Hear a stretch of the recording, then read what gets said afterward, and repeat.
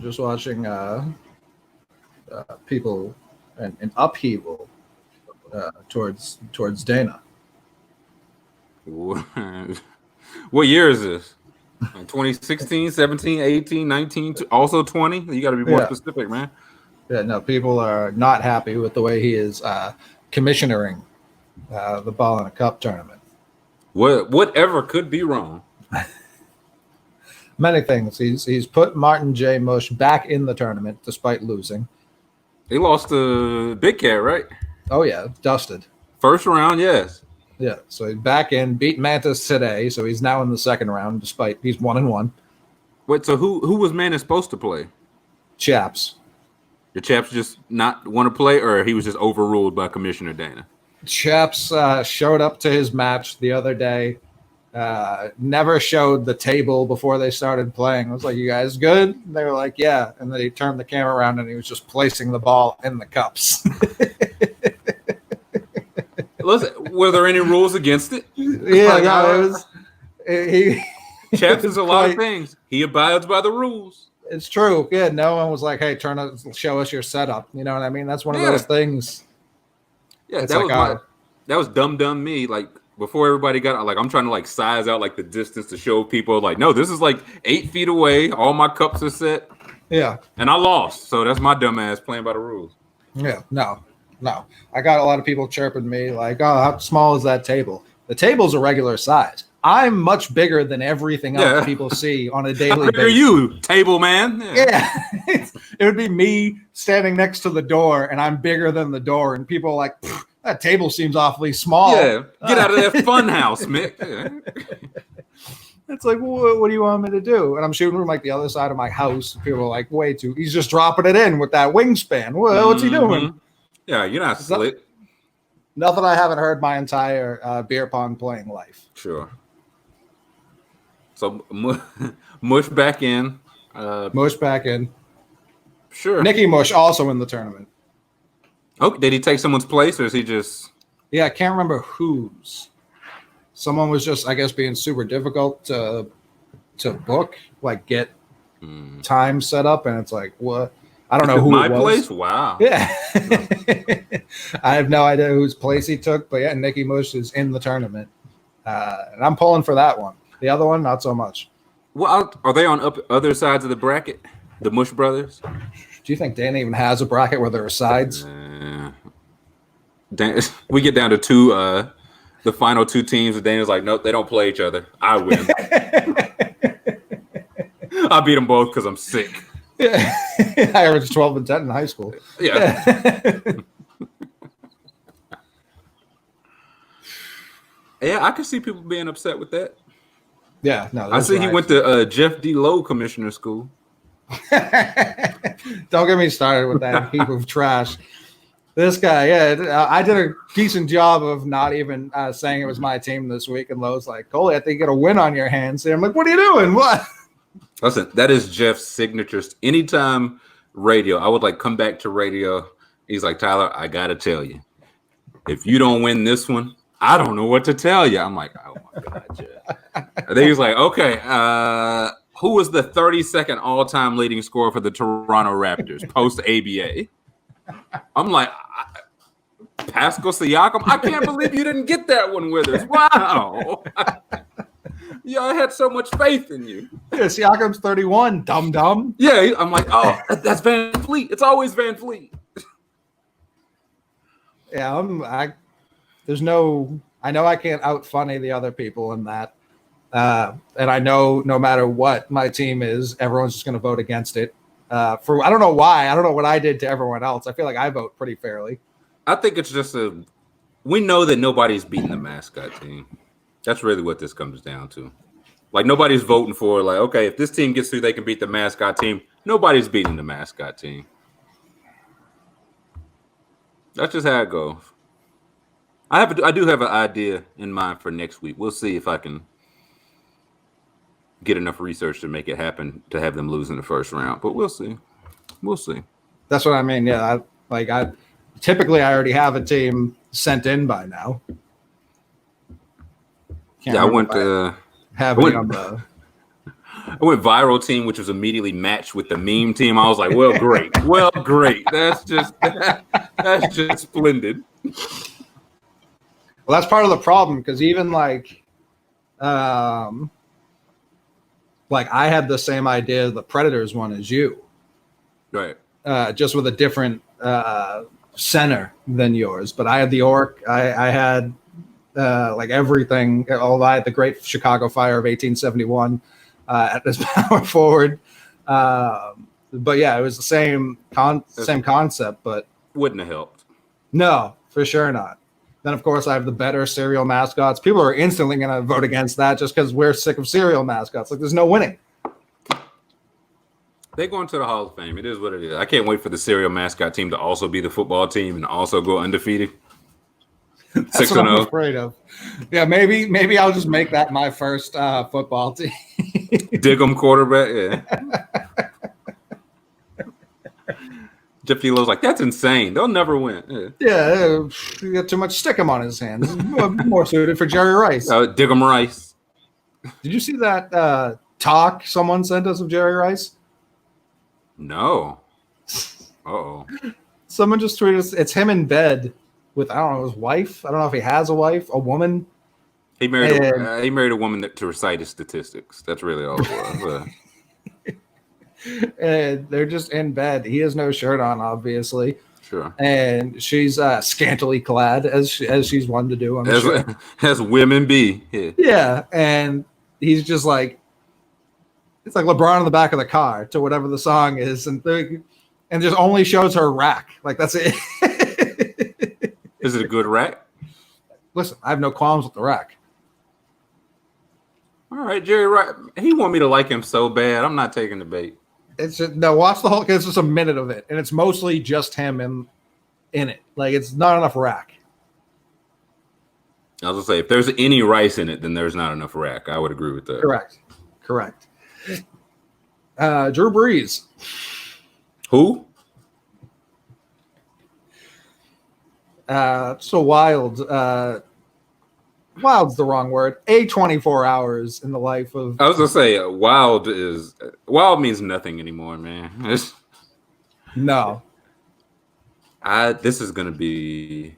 I'll say, like, I haven't cared or even wanted sports to come back at all, but now with every single team circling the calendar for Drew Brees, I might got to get like season ticket Saints edition, or like give me like somebody that live in New Orleans, give me their login so I can watch the Saints local games. I just want to see him get massacred. Well, I'm sure they're on national TV a bunch this year too. Yeah, but I want to see them all. Like, I want to see Thursday night, Sunday afternoon, Saturday night. I want to see it all. When I feel like there's going to be probably the first game of the season, there's going to be like a series where his line just doesn't block for him. Yeah. And after that, they'll pick it up. But for just one, he's going to have to run for his life. It'll be great. Yeah, I already know it was like Demario Davis and a couple other people were like, hey, he addressed us all. We're in the process of forgiving him and whatnot. And just like, I get it. Your teammates trying to win a Super Bowl, what have you. He's not going to be there much longer. Do we know that? He already signed the deal for that broadcasting shit. So did Cutler. That's true. That's true. It's one of those things. If they're going to keep throwing $20-25 million at you guys, I think we'll keep taking it. So I'll believe him in the booth when he'll be there eventually, but. If he keeps just losing in catastrophic fashion, though, like how many times can he go back to Listen, I'd love to find out. It's gonna make it particularly funny this year. I don't know how it's gonna happen. I don't know who it's gonna like losing to Kirk Cousins at home. I thought that was the pinnacle. Now, Teddy B would be pretty good. Like your backup whooping you in the playoffs, or keeping him out of the playoffs in like a week 17. Yeah, either way, I don't know what would be like to watch them go 6-10, but I think I want them to go 14-2, get home, get the bye, win the first week, and then it's like, oh boy, like they just had no answers for the Washington Redskins. Haskins just ran all over them. They like Alfred Morris, who I'm certain is not on the team anymore, ran for 170, 2 tutties against them. No, and somehow they lose on a devastating, questionable call. It's the only way they lose. Like they are incapable of losing in any other fashion. I love that he's going to retire with the ring and all the records, and he is the blank. He's the what best quarterback of your lifetime, not even of all time, of your lifetime. And Marino and Elway played in my lifetime. They're better than Brees. So yeah, I'd put them there. Peyton's better. Brady. Brady's got a way better take on this than he fucking does, which is hard to fathom. Listen, Grumpy Cat got a better take on this than Drew. But like I said, he's going to retire with all the records and not be in anybody's top 5. Right. And people were like, he's not even the top 5 in my lifetime. And I was like, hey, listen, I don't disagree. Like Brady, Manning, Mahomes is better. Rodgers is better. Favre was better. Marino was better. Elway was better. That's what, Russell 5 or 6 off the top. Russell Wilson? I take Russell Wilson over Drew Brees. Do you say Rodgers? Yeah, Rodgers is better.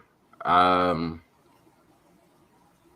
not even trying to reach for any either. Like that's what I'm saying. Like I don't want to be disrespectful. Yeah. Like he's a fucking dickhead, but he was a good quarterback. But like just in terms of all time, he gonna end up being Frank Gore, man. Frank Gore gonna be like the second all-time leading rusher. And is he gonna be in anybody's top 10 running backs? And I like Frank Gore. He's not even like top 2 in that like Miami backfield he was part of. That's what I'm saying. So which is tough. I don't like that Frank Gore gets dragged into this. I understand don't either. The point, but he doesn't deserve this. He doesn't. He's just trying to tote the rock 3.5 yards a carry. That's all he's trying to do. He's not hurting anybody. Listen, you're ultimate compiler, man. I will say this. Sean Payton is him too. That genius tag just lasts forever, don't it? Like you McVay still got it. Like he didn't. Yeah, that was his is still early. He could lose it still. I don't think he can. I think just want you.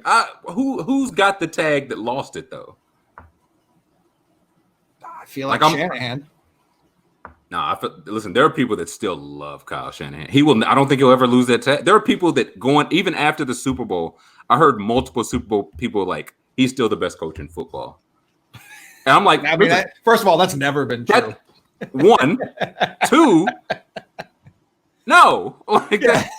And again, that's not to say, he stinks because he lost that game. But they're like, no, he's still the best play caller. Except for the time when he had to call plays to win the game and could not do it. Outside of those times, that guy, he's a mensch. He's blown the 2 largest leads in Super Bowl history, 1 and 2. Making that a 3 this year would be very funny. But there are the people that are like, listen. He's blown those leads, but how many people have gotten those leads?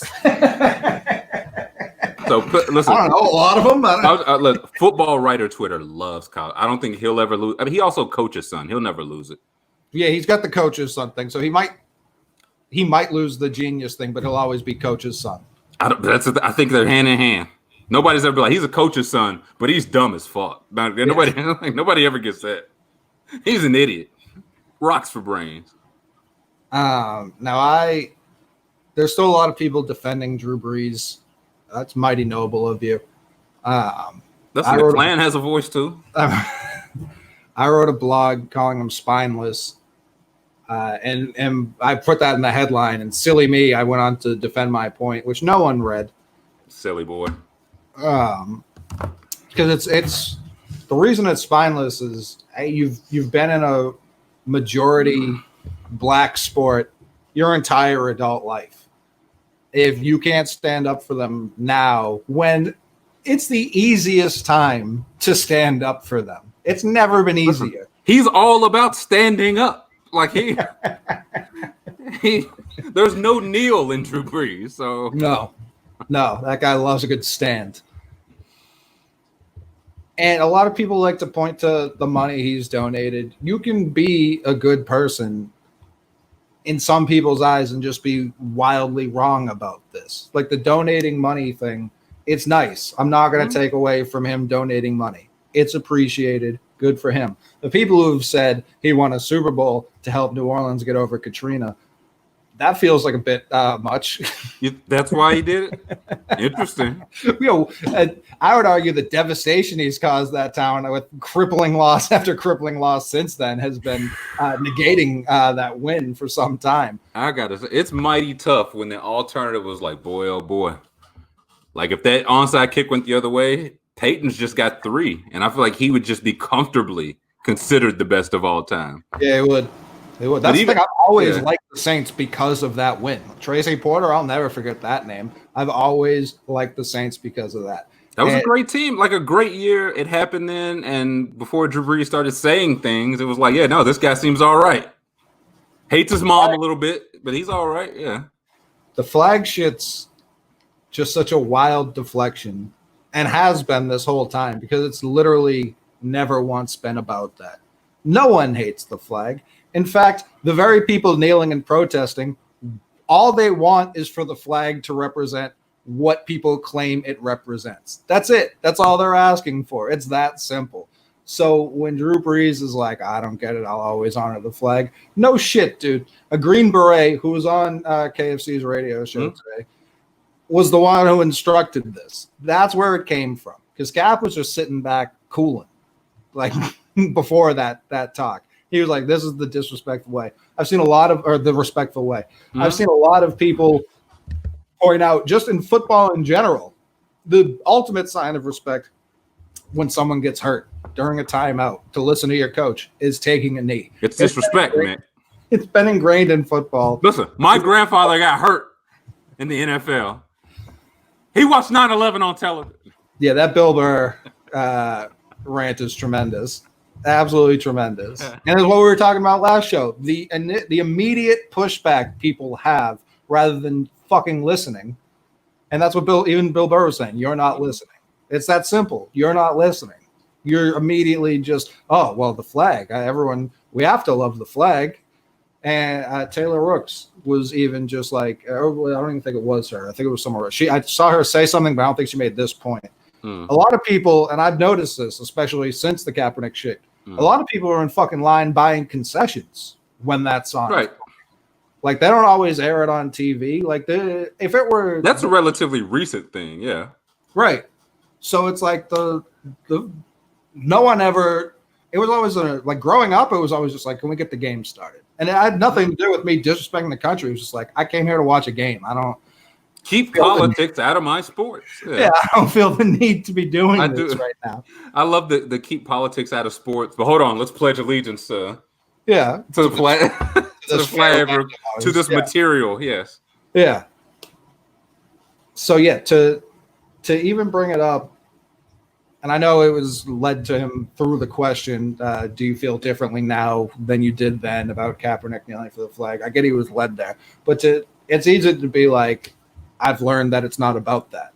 To keep harping on it is just a deflection away from the actual issues, and it's bullshit. That's why I said he's spineless for not standing up for it. Because if you don't get it by now, it's intentional. You can't be his age in football this long, in a state or a city and state as black as Louisiana for this long, and just be fucking closing your eyes to this shit. It's intentional.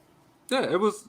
Dragonfly was like, y'all telling me Drew Brees can break down an offense or break down a defense in 10 minutes with his eyes closed? And people are like, no, it's not about the flag, and he just doesn't get it. Come on, man. Drew Brees is 40 fucking years old, man. Right. Like it's no, like that's how he feels. We've known that's how he feels, and he doubled down on it. And then I don't know, maybe the worst apology of the week. I can't say the year because there's been a lot of bad apologies.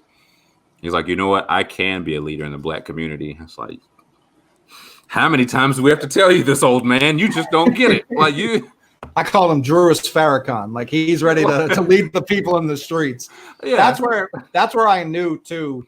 If he had doubled down today, I would have actually gained more respect for him because it wouldn't have been this hollow out. That's where I knew he'd be spineless. I knew this fake apology would come. And everyone who was yelling at me yesterday being like, he's not spineless. It took guts to say that given the political climate. Well, if it took guts, where the fuck were they today? When he was backpedaling like Deion Sanders. That's not guts. Stupidity is not guts. That ain't guts. Yeah. Yeah. It's even for him, for someone who has taken pictures with Trump like last fucking year. To do that kind of shit, him actually saying what is acceptable in the social norm right now still takes guts, considering where he comes from and his clear views. Like, that still takes guts, just because it's easier now than ever. For him to change like that, if he actually wanted to, would take guts, but he's spineless, like I said. Yeah, he was like, yeah, no, I'm very sorry. You guys were upset by what I said. Listen, my white grandfathers and no one else's grandfathers were out there fighting for this country. And when they all came back, they were all treated with respect. They were like, I legitimately know people, family members, friends of family members, all these people came back from like Vietnam, World War II in their uniform, spit on, refused service, forced to the back of the bus, forced to come in the back of restaurants.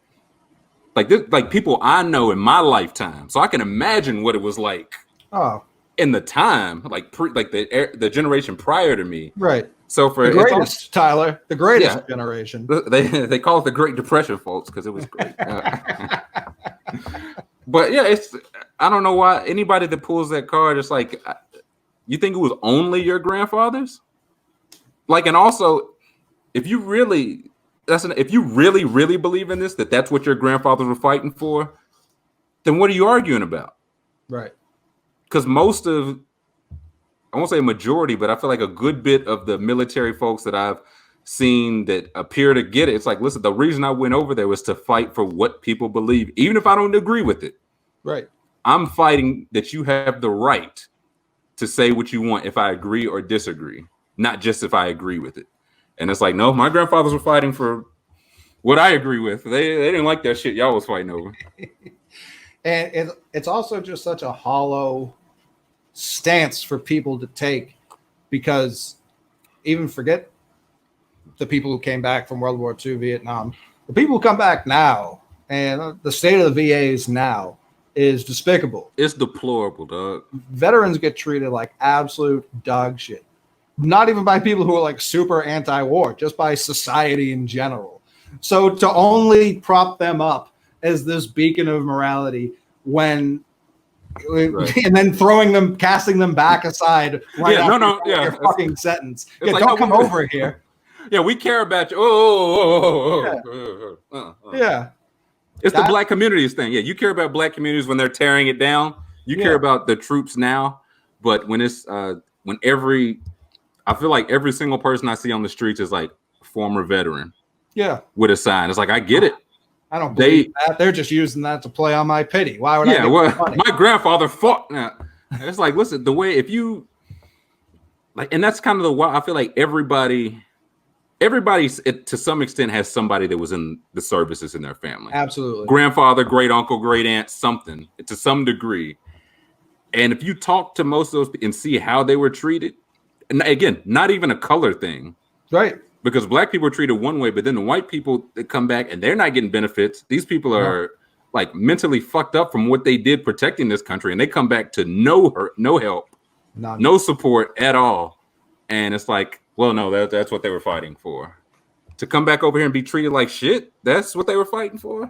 I know Chaps, it was either earlier this year or last year, showed his call log, how many different VAs and what have you he was calling just to try and get in touch with a counselor, because he just wanted some, which should be much easier. Like, I hope we can dig up the video, because it was a sickeningly long video of, again, just the calls. He was scrolling how many calls he had made. People basically slamming a door in his face. Yeah, that's what they come back to.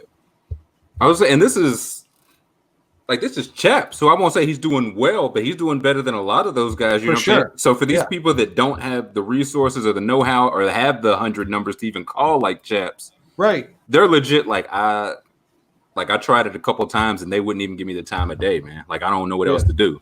Like, I need my medicine. I need physical, like medicine for the physical shit caused me by war. I need therapy and medicine for the mental shit caused me by war, and I can't get either of them. Right. And now people care. When people care when Drew Brees says they care, but then tomorrow would drive by fucking veterans on the street. Right. That's where it's the hollowness of the argument is where it's like, you don't actually care. You just want something to say in counter to what's actually happening. Yeah, you don't care about the main point, so you're pushing it to something else, and then after that, like you asked me in a week, like Drew Brees, okay, like how'd you help those veterans? Those what now? Those who? I don't know any. Michael Thomas, he's been here a couple years, but I mean, I don't know. Kid's still feel strong. Yeah. I'll say, kid's still young to me. So it's all bullshit, man. He knows it's bullshit. It's fine. We know how he feels. I don't need any more apologies or double downs or whatever his team decides is going to be the next apology. Away with that. Now he can still give some money or something. I ain't gonna turn down his money, but for sure, it's like it's Jake Fromm. You said what you meant. Elite white. You said. Did you see that one? That one Sports Illustrated article from before the draft. That was like, I think Jake Fromm's the next Drew Brees. Hey, listen, somebody's scout deserves a raise, big time, on them fucking money. Nolan the Rockies like,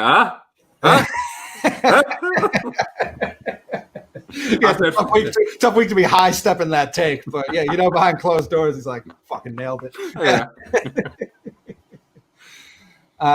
So fuck Drew Brees. The Jake Fromm one, I mean, listen, that's Warner Robins, man. Jake Fromm from Warner Robins, which is 15 minutes outside of Macon Air Force Base, military base. That Warner Robins jumped right on out of Jake Fromm, man. He couldn't help it. He could not help it. Yeah, that was tough because, like, there's the old Chris Rock bit, like, give the guns away, but make the bullets expensive as hell, which was a joke and funnier back then when gun violence was less prevalent. But he didn't say anything about make it so only the elite whites can get it. Like, that's where it's like, hey, you could make that joke half a full step behind where you'd said it. Like that's where you fucked up. The elite white, boy, oh boy. I would love to see his criteria though. I would love to see who gets the pass. Like listing elite whites. Like he's just going down the list. It's like Brees, you're in. Rodgers, let me stop you right there, my man. To the left. Richard Spencer, come on in. The elite whites, boy, oh boy. Yeah, because if that text had come out and he was just like, "Yeah, I still like guns," it wouldn't have been like some people would have been upset, but that wouldn't have been a real story. I saw he apologized, but I'm past reading apology. I didn't even read all the Drew Brees one. Like I'm just. No, I got to the picture and laughed and closed it. Now, if he had posted the meme, like the Jacks, arms, I would have been like Schwarzenegger and Carl Weathers, I would have been like, wait a minute, no, he gets it. He gets it. Yeah, this guy might be a secret poster, but no, him paying the $12 for the Shutterstock image, and posting that. I mean, I couldn't get past that. That was comically hilarious image to post. I think it'd be much if he even like found the image and just screenshotted it. Like that'd be better, yeah. But he was like, no. I've got to show I stand with these people. $13.95. No, I'll foot the bill. It's nothing. Now I'm picturing he like went to someone. He was like, "Is this image good?" They're like, "No. You got to get the Shutterstock off there. Then it's good. Like you got to get the watermark off." He's like, "That's why I pay you guys the big bucks." Yeah. What a dickhead. There's a lot of people like, "Oh, guy can't have a different opinion." Well, what's his true opinion? Because it fucking flip flops every 12 hours now. Yeah, that's where the spinelessness comes in. If you can't even stick on, like, if he'd come out today and again and just been like, "Yeah, no, I might be insensitive, but where I'm from, you just stand from the flag." It's like, all right, that's what you believe. We're never gonna get through to this guy. Yeah, I still disagree, but it's like, okay, you standing on what you believe to be true. Yeah, but instead, and to be fair to him, he didn't technically apologize. He was, I'm sorry you guys took it. Yeah, I was gonna say, I'm sorry y'all got pissed off. I thought people were going to be cheering me in the streets. Boy, oh boy. I got to say, at All 22 did a build a perfect Drew Brees. Boy. Like people added me in a lot. I saw it. There was one particular square on there. Top right? Yeah. I won't write on just because I don't know that to be true, and I don't want to put that out there. But listen, every other square fucking killed me. Killed me. Listen, that square also killed me. I mean, it was one of those things like, huh? Like I hadn't heard that, but yeah. Huh. I mean, listen, do you think Drew Brees needs that to be true for him to think it? No. Heavens. Yeah, exactly. That's why I believe it to be true. Oh, that's what I'm saying. And also, all 20, you know more than I do about NFL school. Like NFL circles are pretty tight. Sure. So I've never known to be a liar. I'll say that. No, a jokester, but not a liar. That is very funny. Yeah, they build a perfect Drew hysterical. But yeah, something for $1 was a big bargain. I think bottom right. Listen, I could have built a great Drew Brees for like $8, but 15 was a luxury. Man, oh man, yeah, no, he's gonna retire with 75,000 yards and 600 touchdowns, and everybody's gonna be like, no, he was now comfortably the 9th best quarterback of all time. Like Matt Stafford and everything fell into place for him. That's good luck, Matt Ryan. So bottom right for $1 finally gets to fuck the flag. I feel like, I mean, I don't know. I'll say this: he's a jokester. That didn't feel like a joke. I think Drew Brees has fucked the flag before. For $1, pretty good.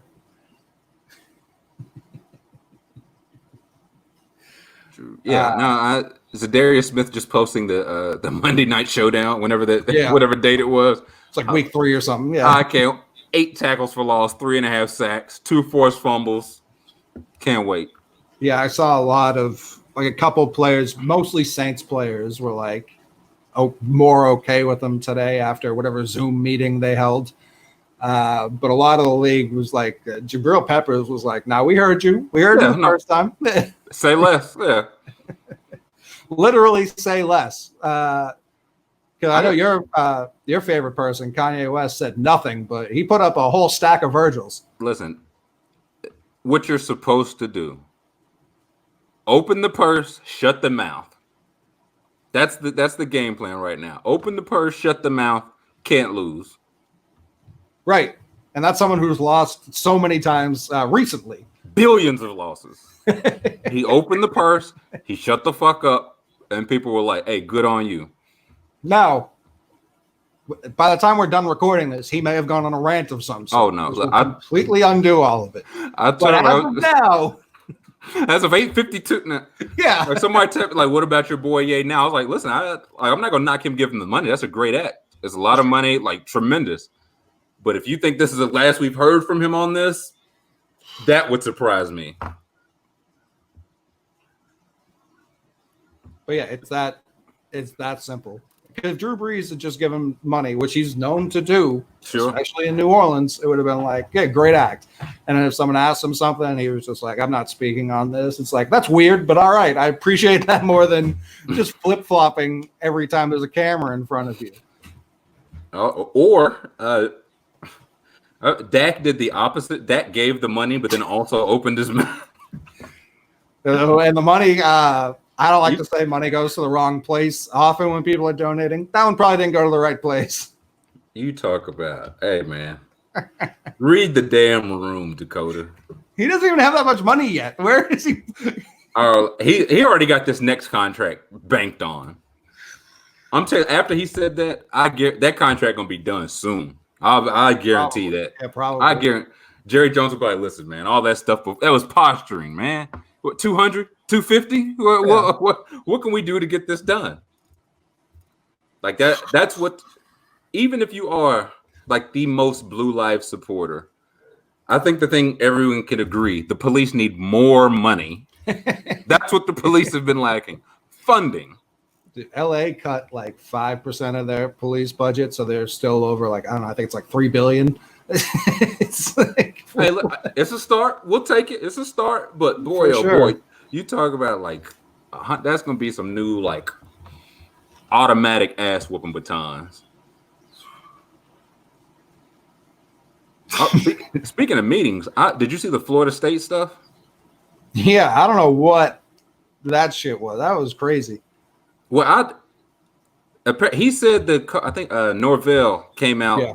and said that he spoke with players one-on-one, which it's 100. It's like legit That's what 90 I mean. players on a college football team. Yeah. One-on-one. That's just not realistic. I don't know why that's a lie you would tell. And then their best defensive player came out and was like, he sent a text. We're not fucking with that. Yeah. And then apparently he had a meeting where they're back on his side. So, well, that's the thing, because I was mostly getting a lot of this information. I don't have a lot of college football on my timeline because I just don't really care. sure. So I was getting a lot of it from Bomani. And because then after the meeting, he was just like, because like you said, a lot of the players were like, no, we're all good over here.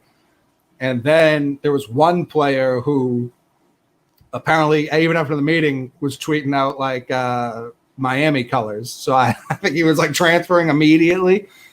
That's what I'm saying. Like, even I guess I would just need to know what kind of meeting he had with these guys. I think that may have been like an actual miscommunication with the way he was explaining what happened, which is why I think the meeting probably went pretty smooth. From what I've cobbled together, he had sent out like one text to every single player on the team. It was the same text. And then whoever asked him about it, he said one-on-one when he meant to say, like, I sent a message to each individual member. That's where I think that meeting could have been smoothed over relatively easily. Right. Yeah, because that would be such a weird fucking. That's why all. It didn't make any sense. It's such a weird lie for a new coach. Even like, come on, man. Like, yeah, it could be debunked so quickly. That's why I think he was just like, no. Yeah, and also like for them. Now I don't know if I don't know if he did or did. I didn't see like the main guy. I can't think of his name. The main player said that he accepted like number 10 or something. Yeah, but I did see a majority. So I was like, okay. I mean, listen, if the player's fucking with it, then it is what it is. We'll go get, because they went from like, we're not even going to look at it. Yeah, like we're done lifting. I'm not lifting a weight until this guy's like, oh. Like, I won't even stand up. I'm not touching a football until then. Yeah, I won't even remember what sport I play until this is fixed. That was just, it was so peculiar that something had to have just come across incorrectly. You know what I mean? That was the only logical explanation, because you can't be a new coach just with a wild lie. I set them down. I gave them all $1,000 cash, and we're Gucci. Yes. Yeah, all the players were like, yeah, he sent a text. It wasn't like a one-on-one meeting. So I think that's where he was just like, yeah, my words got crossed. I didn't mean that. I was like, oh, okay. I meant slugs, not thugs. Coach Norvell. Because you're right, that level of forgiveness, unless he was just like, Camaros for everyone. Yay! Yeah, like Oprah, everybody look under your seat. 50,000 cash. Yeah. Because then that could also smooth it over pretty quickly. That's what I'm saying. Whatever he said or did worked. Yeah, worked. Oh, yeah. Boy, oh boy. Yeah, that was a very peculiar story. Shout out Ed Reed, who I didn't even know had an Instagram account for. Did you see that video? Of course. Yeah, last night. I see all my president's communications. him being like, nah, there might be some kids who see this. And then the amount of takes he had to take to cobble together a PG version of this was. He's like, I need the mature. Call a bitch ass motherfucker again. Yeah. Can't use that. I need the director's cut. And I know somebody's got it. I know Ed Reed's wife or homeboy, whoever was in that car, has got like the rolling footage. Whoever edited, I need like the blooper reel. Yeah, this bitch ass cut. He's like, what? What? Yeah. What I say? But I will say this: it's something a little bit more hurtful about being called a sucker than any curse word in the book. Listen, like somebody call you a bitch, that hurts. Somebody call you a sucker, though, that's rough. Yeah. We got to fight if you call me a sucker. Yeah, that was also a sucker, though. So what can you do? Yeah, that was my thought process, but behind spineless versus like pussy too. You know what I mean? Like calling someone a pussy, yeah, that hurts. Like sure, I guess, but spineless, what? It's like a lack of backbone. You called him yellow belly. That's what I mean. He would have been on PMT tomorrow. It's standing the whole time. They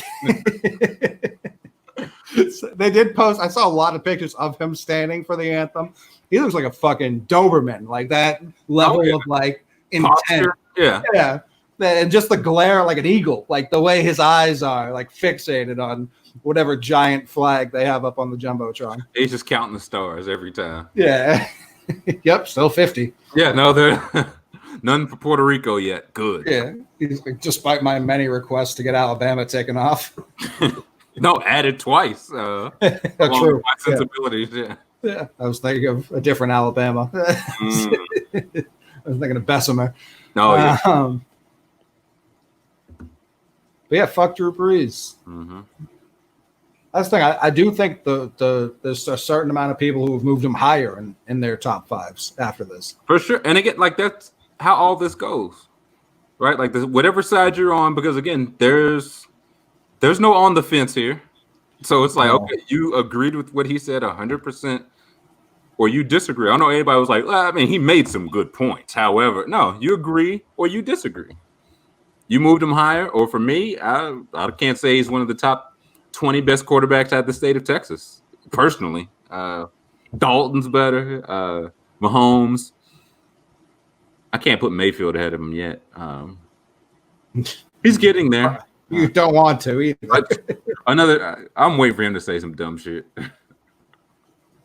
I haven't heard a single thing out of him. Another one, probably for the best.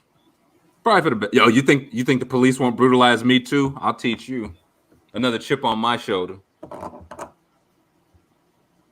And even with all that, I think the most alarming news I found out today is that Kevin Durant is working for the Fed. Oh boy, yeah, that.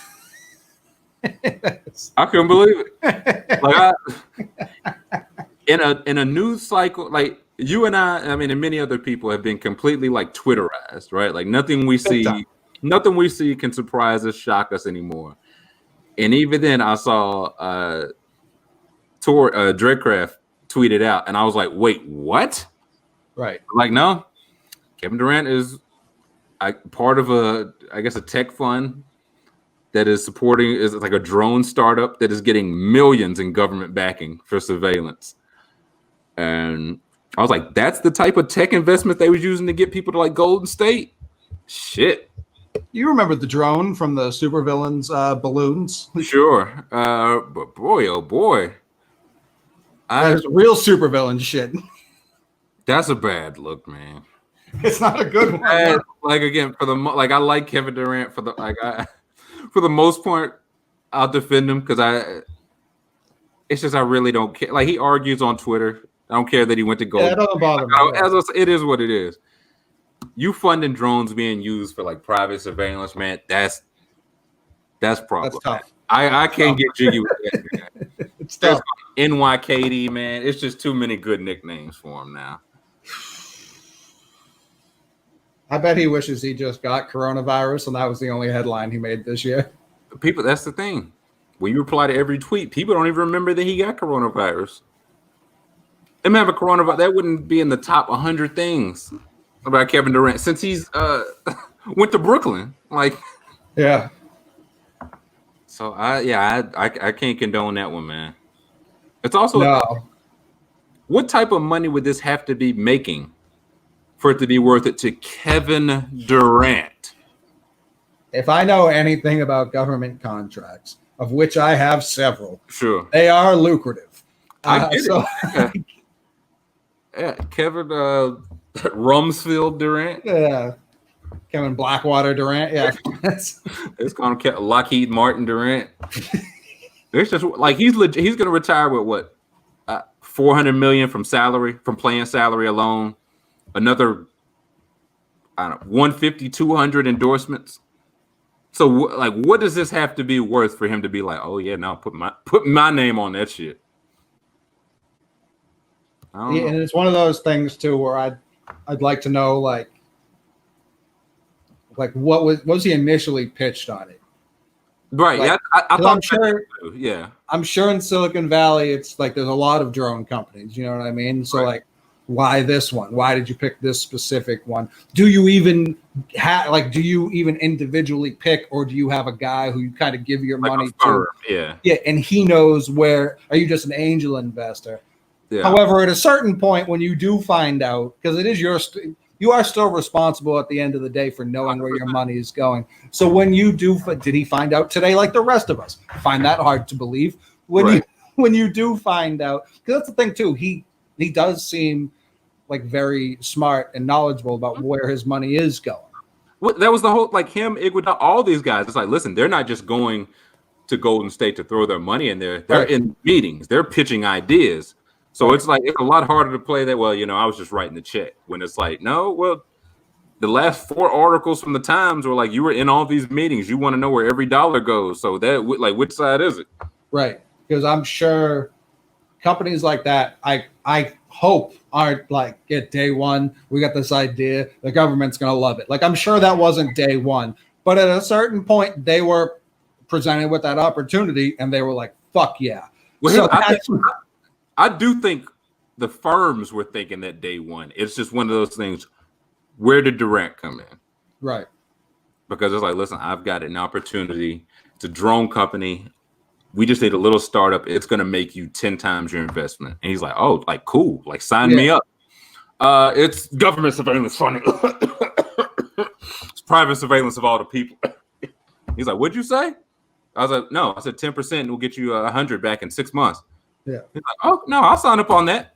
Yeah, so I'm willing to give him the benefit of the doubt because, again, he read every single Twitter mention. I hope he know where some of his dollars, like, you know what I'm saying? So if he was just that, hey, I'm hands off guy, man, I trust my guys. But no, listen, bullshit 9875. I disagree with what you said. So this gonna be I think government surveillance is necessary. Yeah, what? Now that's the kid. He just posed a question. So why is government surveillance bad? You telling me government surveillance is bad? Sure. We're talking hoop, man. We're not talking government surveillance. I'm talking the Hezi. But man, oh man, they was like, it makes easy money sniper a lot less fun as an Instagram. Yeah. Chris Kyle Durant. There's somebody here, but they was like, maybe that's what Draymond was yelling at him about. And then they sent the picture of Draymond with the rifle in Israel. Yeah. Draymond got him into it. You're not putting enough money into the surveillance. Yeah, that's that whole like point in the chat. I'm telling you, if you put 10K in now, you will triple your investment. All right, bet. That's what he yelled about when they snapped. You pulled your money too soon. It's called angel investor. You're supposed to stay until the drones are in the air. Yeah. And then Durant left. That's why he was on the phone with him after Game 7. He was like, "Oh, by the way, you could play for us next year." That was thrown in at the end. It was the board of directors meeting. Yeah, Draymond's like, I don't understand the timing of this meeting either, but we're on the phone already. So let's listen, they said June 6th, 10:30. It's June 6th, 10:30. That's why I sped out of my press conference post. Yeah. I said I was upset, but really I had to dial into the Zoom. We find out that's the box he was sitting in for that Oakland A's game, the game he was suspended.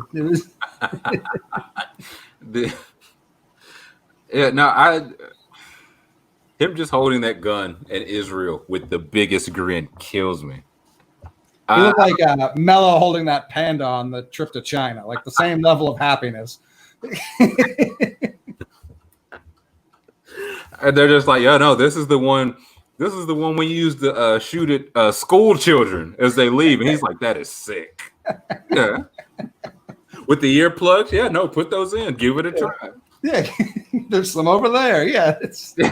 He's like, this is awesome. Yeah. I got to tell Kevin. Yeah. Oh, man, remember when we used to do episodes about random baseball fantasy camps? Those were much better times. Yeah, random.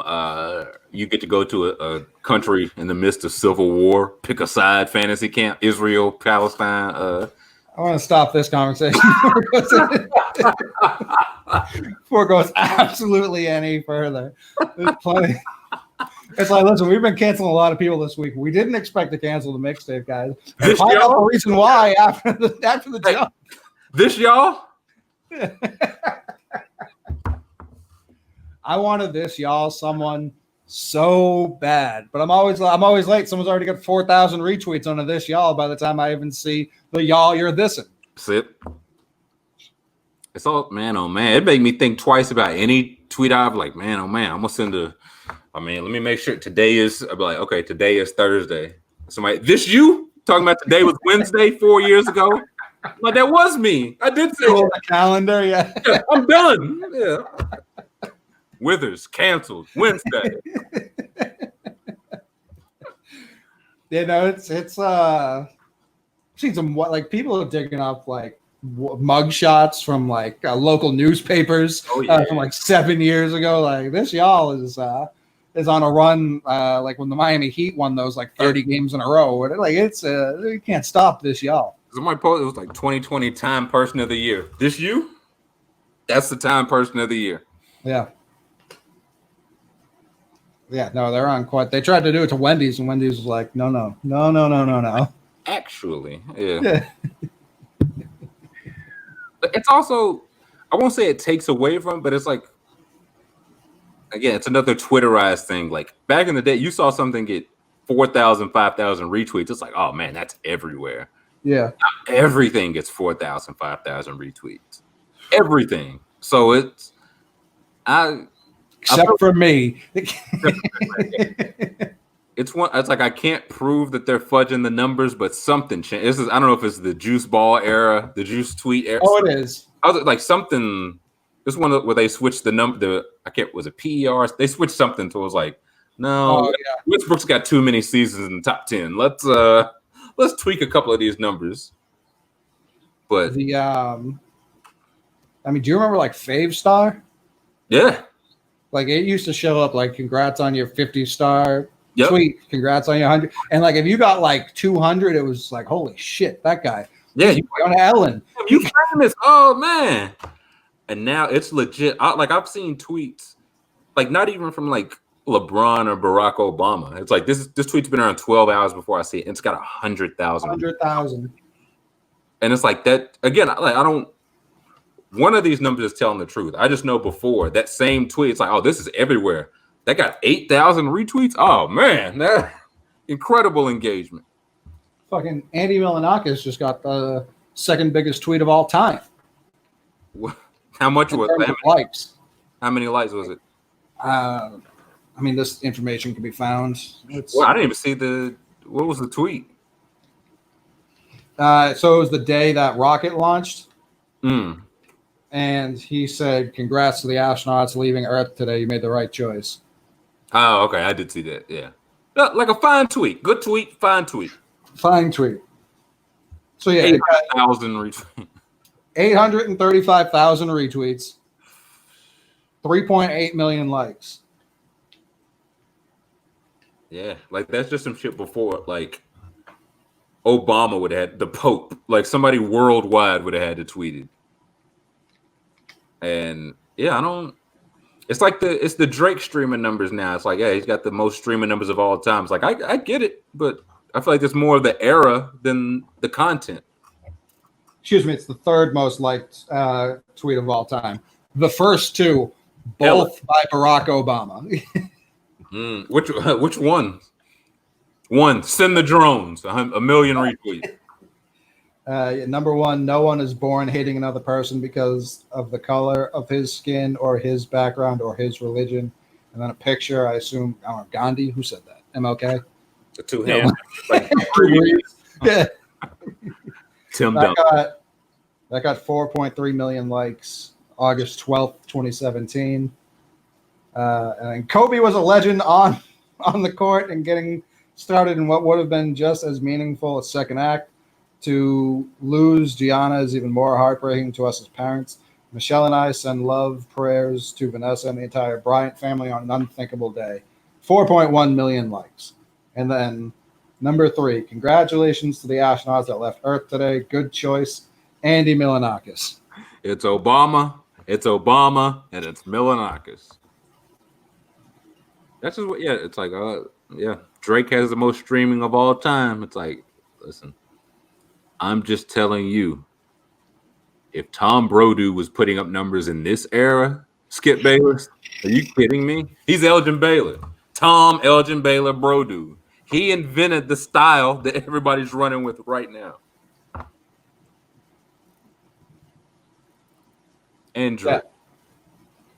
Oh, yeah, I mean, Drill's been putting numbers on the board every era. That's what Nolan Ryan. Yeah, Kareem Abdul-Jabbar is one of those untouchable all-time career numbers. Yeah, you change the rules, you start canceling people. I'm just gonna keep cruising. Yeah. I can't dunk, cool. Yeah. Sky hook. Yeah. But I would love to like legitimately know what changed, because something changed. I do like now that they count the like retweets versus retweets with comments. Yeah. That feels like a late addition. I do like that. I do like you can just click one place and see the retweets with comments, because I think it makes the ratio even better. Oh yeah, I think I was the first person to point out that ratio now exists. The retweet with comments. I think the first time I mean, not that I noticed it, but that I noticed, I was like, oh, what fun this is going to be. Yeah. Was the Michael Porter tweet. Because it was like, he's got, 1 billion replies, 100 retweets without comments, 3 billion retweets with comments. Yeah. And then he changed his Abby to the Black Power fist. Listen, shaming works. I don't know what to tell. Bullying works. Rioting clearly works. Protesting, it works. Big time. They just reopened the case in Louisville. Yeah, they reopened her case. They charged all their officers, and they bumped it up to murder 2. Yep. LA is no longer showing up to or enforcing curfew, which I've never understood. Why even fucking have the curfew if you're not going to enforce it? I'm not pro curfew, but if we heard it loud and clear, man. Just get rid of it. Just say that. Just like there's no more curfew. How that seems to be way easier than saying we're not enforcing it. I do also like the LAPD rule. It's like, listen, now if cops see it, they have to intervene now. It's like, well, that fixes everything. Hey, man, stop. You're right. I'm chilling. Yeah. Was the opposite the rule before too? Like if you see an officer doing something, either join in or get out of there. Yeah, mum's the word. So again, it's progress, but we'll see how it's enforced. Did you see the picture of the cops just stabbing and dumping out water? Yeah. Like, the one thing that I've tried to do more of is instead of just like blind retweeting every image and video, actually do like that 2 extra steps of research, because for both sides, it's very easy to put out misinformation. And it's also very dangerous at a time like this. Super dangerous. Like the dude who got his ass whooped for swinging that sword around, I still see people being like he was just protecting his business, despite the fact that he himself has come out and said that not to be true. He's like, no, I was chasing them, and they put hands and feet on my stupid ass. It's true. It's true. But people saw that originally and heard that originally, and that will always be how, like, they'll never get that corrected in some people's minds. Right. So I try and take it 1 or 2 extra steps to be like, all right, maybe there was something that happened. Maybe I just don't know. It's also old footage going around. Like I've been guilty of it too. I've retweeted 1 or 2 things, and I see people like, this is an old video, and I look and it's like, fuck, that wasn't an old video. So I'm guilty of it too. But I'm trying to be more mindful of that. But when I see an image like that, and I even take those extra steps, like I still haven't seen the other side answer to what that could possibly be, other than just like inhuman. Like that's the part where it doesn't feel like the other side is even human. It's how they feel when they feel the other side is not human. That's how that comes in.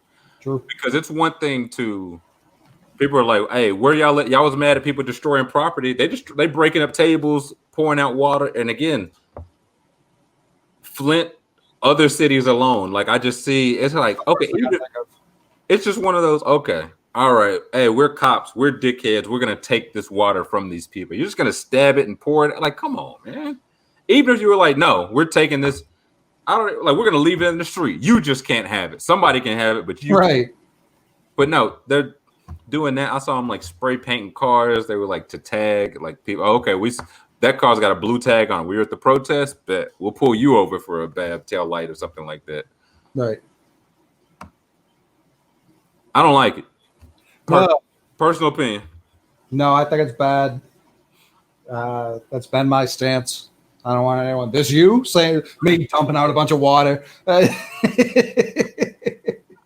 it's just like that's a level of That's evil. That's all it is. It's evil. it's so because like I there, There's there nothing are some policing people, about it. There's nothing protecting us. right, Even if you believe in the utmost, they're here to protect and to serve. And who would you right, call if your house got broken? There's nothing protecting and serving about literally knifing water bottle like in packages, still in like the right, 24K or 24 pack.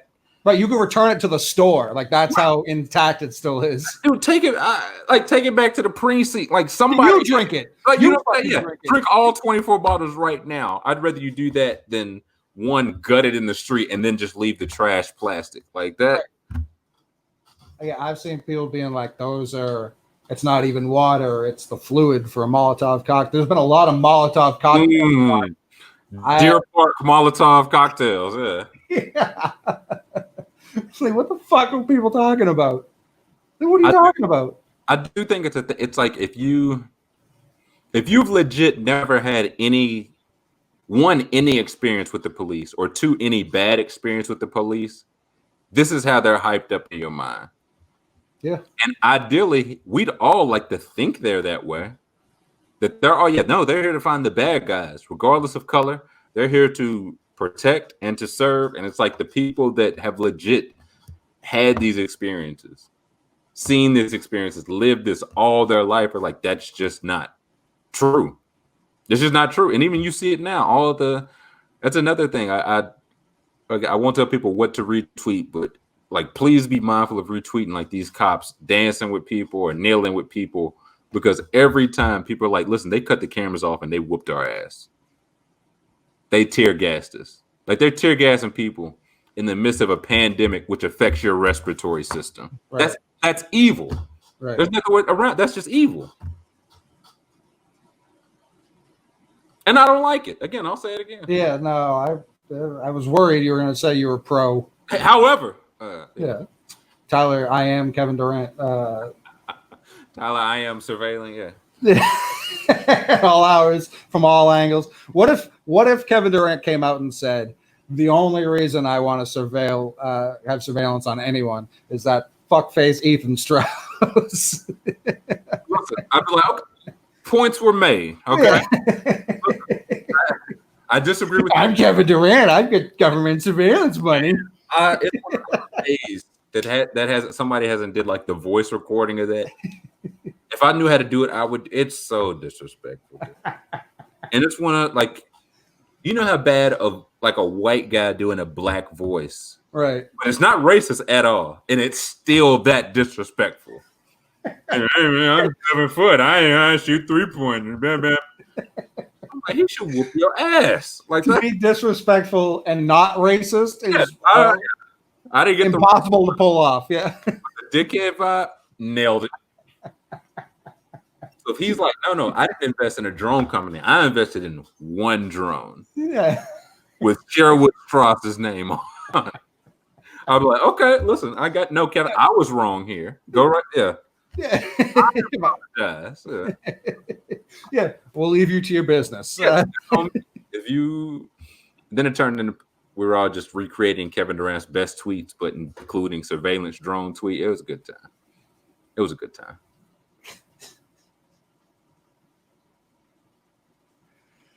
Oh man, Tyler, what was your first experience you can recall with cologne?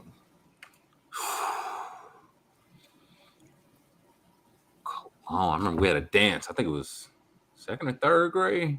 I remember. That young? Oh yeah, no, I had no cologne for myself, you understand, but I was like, this is a thing that people wear to smell good. I need to smell good. And my old man was like, say less. He went to like the bathroom cabinet I was never allowed to go in, got me a little something, hit me behind the ears, neck, wrist, and then when he was gone, I hit like another couple extra sprays because as a kid, pour it on your pants, yeah. As a kid, you never think like there's no such thing as too much cologne as a kid. You spray it, walk in it. I drank it. And I went to the party and it was tremendous. And I was like, it must be the cologne. It must be. Yeah, that learning stage as like you're a teenager of how much to apply really can go awry in many different ways. It's one of those.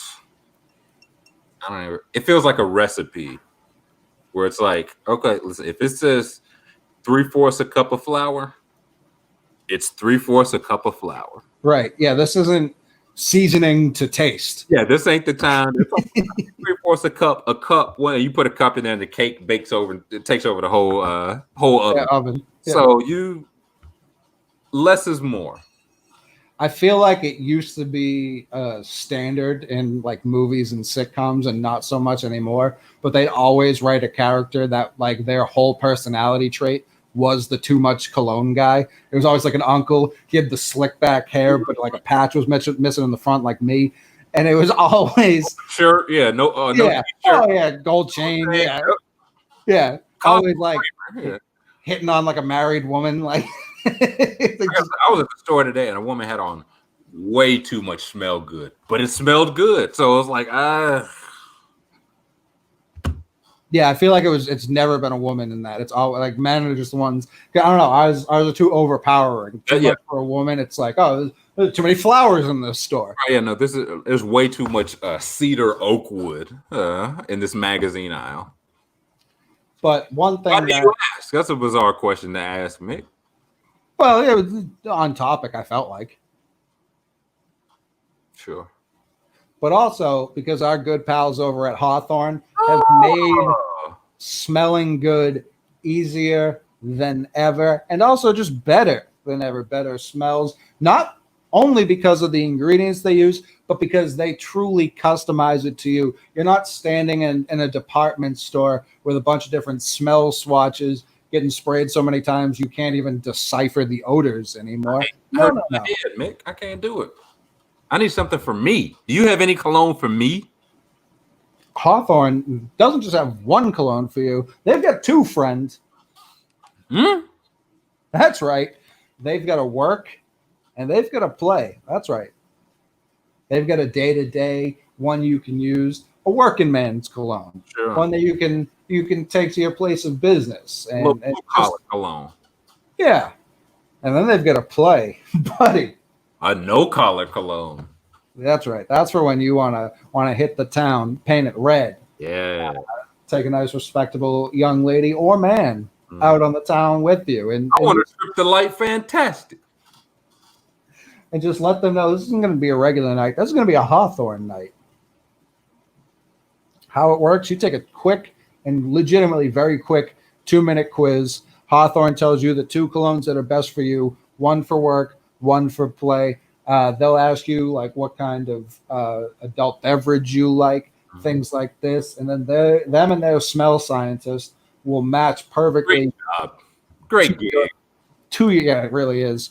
Except for when like the skunk perfume, Tony, we keep telling you this isn't going to get it done. Pepe Le Pew, this just will not do. No. So not only will this make a great purchase for yourself, for Father's Day, which is looming around the corner, this is the perfect gift for the dad or dads in your life, your husband, son, brother, your father, or even that pesky father-in-law. Take the quiz for him, and Hawthorne if you know what I mean. Hawthorne will handle the personalization from there. It's a thoughtful gift, special, unique for him. It's all totally risk-free with free shipping and free returns. Check out Hawthorne at hawthorne.co. That's Hawthorne with an E, pals. Yeah. And use our promo code TAPE to get 10% off your first purchase. That's HAWTHORNE.co. Use our code TAPE, TAPE, to get 10% off your purchase. Hawthorne.co, the perfect gift for Father's Day.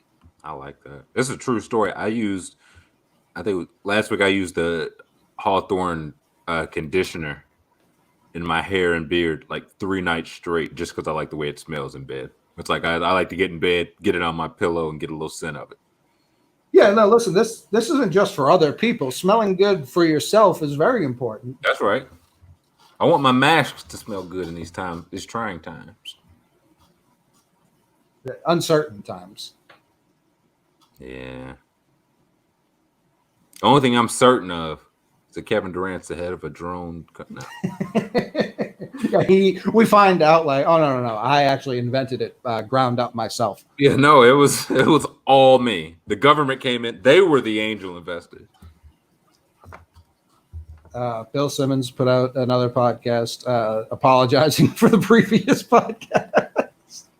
I saw that he put it out. I didn't listen. I didn't listen to the previous one. Proud of myself. But I did say he was like, no, immediately. Here's Durant. Listen, also, I like Durant does so much great work and has been for years. When he's on your podcast, you know you fucked up. Not him, but you know you fucked up. Right. When you can hear that vest brushing up against the mic. You hear the zip, yeah. And then after that, he and Durant did 2007 redraft. He's like, I actually thought Durant should have went third. Yeah, like I had Al Jefferson fourth. Wow, Durant, a big Prentice, Mississippi basketball stan. Yeah, I saw that, and then he had Pop come on and yell for a while, I guess. Which, what, like Popovich or Bill Simmons? Yes. Oh, Popovich, yes. I thought you meant Bill Simmons pops. Yeah, he's like, I stand with the blue line. Yeah, he yelled at Popovich about that. You don't say black and white, but you coach the Spurs. Riddle me that. That's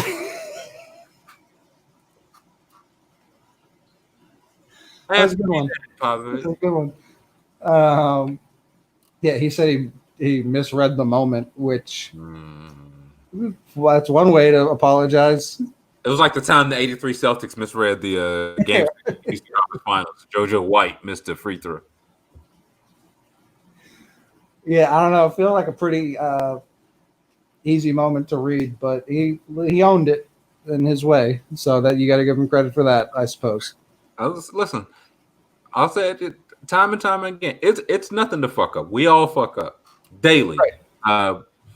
But to stay and remain and to keep fucking up the same exact way, that's the error. That's the mistake. Unless it's me, because I like consistency. But everyone else. Yeah, I consistently fuck up. That's my charm. Everyone knows that. It's my thing. Yeah. But now, once I saw that, I was like, DeRay? I was like, oh, he must, them mentions must have been real bad.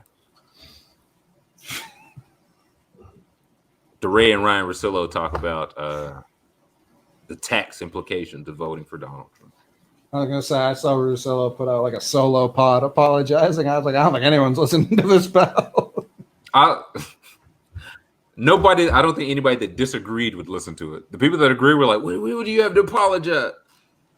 That's why I don't think they'd listen either, because they'd find the apology sickening. Right. Oh boy. Like it's actually going on, I guess, as we're recording. The TNT the need to have a conversation. Yeah, we're gonna start a dialogue with the four people I would love to hear at this time. Ernie Johnson, Charles Barkley, Officer Shaquille O'Neal, and Kenny Smith. Sheriff Deputy Shaquille O'Neal, yeah. Oh man. I thought about it. I was like, I'm gonna miss that for the laughs. And now that I look back, I'm like, I'm glad I missed that. Charles Barkley definitely thinks you should leave businesses alone. That's all. Sure. Ernie gonna tell me why I should have voted for Ross Perot. Yeah. Yeah, Mayor Pete. Shaq's gonna tell me shoot to kill. If you see anyone out on the street after 4 p.m., shoot to kill. I can't wait to reread the transcript of this conversation. I gotta give a shout out BK Stussy, who's been doing transcriptions of like our most recent episodes. One, I hope everything's okay, my guy. Yeah. I'm hoping it's one of those like, hey, I'm getting paid double time, hazard pay at work. I got some free time to kill. I hope it's one of those. Hope everything's okay. But yeah, no. If you didn't have time to listen to like 14 hours, maybe you have time to read it. But shout out to BK Stussy. Yeah, no, it's commendable. I do. He also puts in like the Laughs, yeah, like laughs, onomatopoeia, yeah. voice, making fun of Ethan Sherwood Strauss voice. So he's doing some good work. Yeah, it's like he's like a week away from just drawing straight up comic books, like bam, And then what's Blamo. Zippity bow, yeah. Yeah, I like how during this time we've transitioned to video, and someone else is like, "Nah, it's still not cutting it. Need the written word." I'm telling you guys, 2020 is video, but 2021 is court stenography. That's where the future is. Shorthand. Yeah, this is actually that's the line of work he wants to go into. So this is going to be his resume. Yeah, I was like, he just gets some guys like you transcribe 3 episodes of Mixtape. Here, you take my job. You sit on this side of the desk. You're the president. Takes off his stenographer hat and puts it on him. Yeah. Like a train conductor. Yeah. Yeah, I was like billions and billions of words, but bless him. He's doing some good work for the good cause. Sure. I just hope he's in a good space. Yeah, that's my worry because I can't imagine. Like, Elon Musk isn't doing this. So you know what I mean? Like, it's What if BK Stussy is Elon? Possible. I'll leave it at that. This is the one episode that don't get transcribed. That's how we figure out it. It's been Musk all along. He gets to this point and he's like, "Fuck these guys." What? Yeah. Coley says the N-word for some reason. Yeah. Whiskers goes on and on about Palestine. Yeah. And why he picked them for his fantasy camp visit. He's like, Ernie Johnson's a good dude. Like, I met him when I was doing security. He came out of his way to like talk to us when it was like a Red Sox national game. No one, and I mean no one fucking does that shit. So I know he's a good dude. But boy, oh boy, did he mishandle that. This is why I voted for no one last time around. That's why I microwaved my vote for 4 minutes on high and ate it with a fork and knife. It was first down, you see. I punted. I thought my defense was better. I threw the ball out of the arena. And here's why you should too. I took the wind in overtime. I figured it was 5 miles per hour east to west. I could do anything. Did you get the ball back? They ran the opening touchdown or opening kickoff back. We never got the ball. So it's one like he means well. Kenny, I think Kenny means he's one of those. I don't know what he could say. If I was doing like a joke, what they each said, I don't know what he would say. I have no idea. I have a general. I know what Shaq's gonna say. I know what Barkley. He's a literal officer of the law. He like the most, and will not let you forget it. No. Chuck feels like a very much. I don't know why they're looting property type guy. Maybe I'm wrong. Maybe we'll see these clips, and I'd love to be wrong here. Can't imagine we are. How long's inside the NBA, or how long's that show been on? Long time. Like legit 10, 15 years. We get a good read on these guys. Like, yeah. I'm just not. Shaq really is just like real life Homer Simpson in the sense that he's had every job. He's said everything. He engages in hijinks. The father. And like I said, Can't Stop the Rain hit shuffle today, and it's like until there's an NBA player that holds his own on a song with a living Biggie Smalls, he's the best rapping ball player. That's the ball. That's the line. If you can cross that, you're better. If you can't, you're not. I don't even know what like the comparable would be for modern times. So people, would Dame ate him up? I like, did Dame hold his own with Notorious B.I.G.? Because that's what the original tweet said. Right. I don't think he did. But I'm trying to think of like what, because Dame did a song with like very past expiration date Lil Wayne. Like that doesn't count. No. Like I'm not trying to hear like Iman Shumpert going like bar for bar with Kendrick. You know what I mean? Like I don't. No. No, I'm not. This new Marvin Bagley and Wale. Like both of those guys. I'll pass. Yeah, like I don't even know what the modern Like Marquise Daniels and Future on the same song. Maybe. We're getting warmer. That ain't just holds his arm like shit. Listen, Q6 can rap. That's the thing. Even like Bagley can rap, and Dame still ate his lunch. It is what it is. Like, I think one of these days we are going to get a Legit. I think it's just inevitable because now it's like I feel like kind of before, like Weber, like Chris Webber's like one of those like owned a record studio, not like as like a money or way to put guys on. It's like he just likes making music. So I think we're gonna get somebody that's like an NBA player. It's like, oh no, what? Like that guy can really produce. Or that guy can like really rap. I think the producer thing for sure who was the college football player who was just making beats for like Rick Ross. Oh yeah, he went to Miami. I can't think of his name, but I'm saying I think we'll get like an NBA guy. It's one of those. Like I was like Imani Bates is like I've been number one guy since I was 12. Like I knew I was going to the NBA, so I worked on my game, but then I also put some Fruity Loops work in. So I'm just that. That's where I think it has to be a more middle of the road player. I don't think it can be a superstar because we're not trying to hear their shit. Like I feel like going back to Durant, I don't think he's a terrible rapper. I just don't want to hear him rap. You're more of a LeBron raps guy. No, he stinks too. Do you remember the song they did together? Unfortunately, I do. Awful. It's one of those things like what, like imagine, and it came out after the fact. I mean, if like in 1995, it's like y'all remember this track that Magic Johnson and Michael Jordan did together, and no one cared. Like, yeah. Well, Jordan's like just singing the hook. Yeah. He's like, I will not be participating in the. Yeah, that's the thing. They might have made like a Temptations type song. Yeah, Jordan liked that R&B, man. I don't know what kind of music Magic like. I have no idea. I think Magic doesn't even know his car has a radio in it. He just sits in it smiling and driving. Magic Johnson. This is great. Just cruising through red lights. He's got no idea. I'm having a blast. 4 wheels, steering wheel. This is tremendous. Stop sign, like he just calls out everything. Yeah. Yield. I think I will. 10 and 2. Let's see, yellow and red. No, there it is. Just like they said it would be.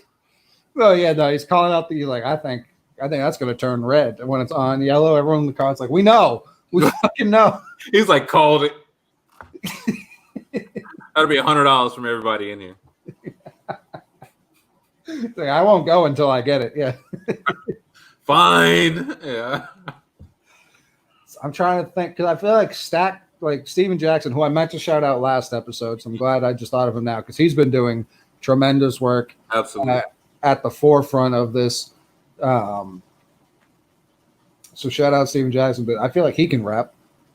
Yeah, I feel like he's one of those. I feel like he can do whatever. Yeah, whatever he wants to. Like Steven Jack, he's the new James Bond. Yeah, okay, I'll go see that. Yeah, I'll watch that. Steven Jack.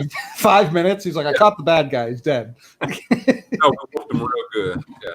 Matt Owens is an octopussy, like the opposite.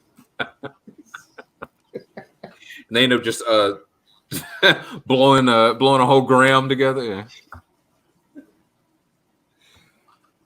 So I'm trying to think what level player right now could do it. Like we found, it's like, man, oh man, like do you guys know CJ McCollum like can really produce? Like he's a pretty good ball player, but no, like on the keys, man, that guy's good. I could see him blowing a mean sax.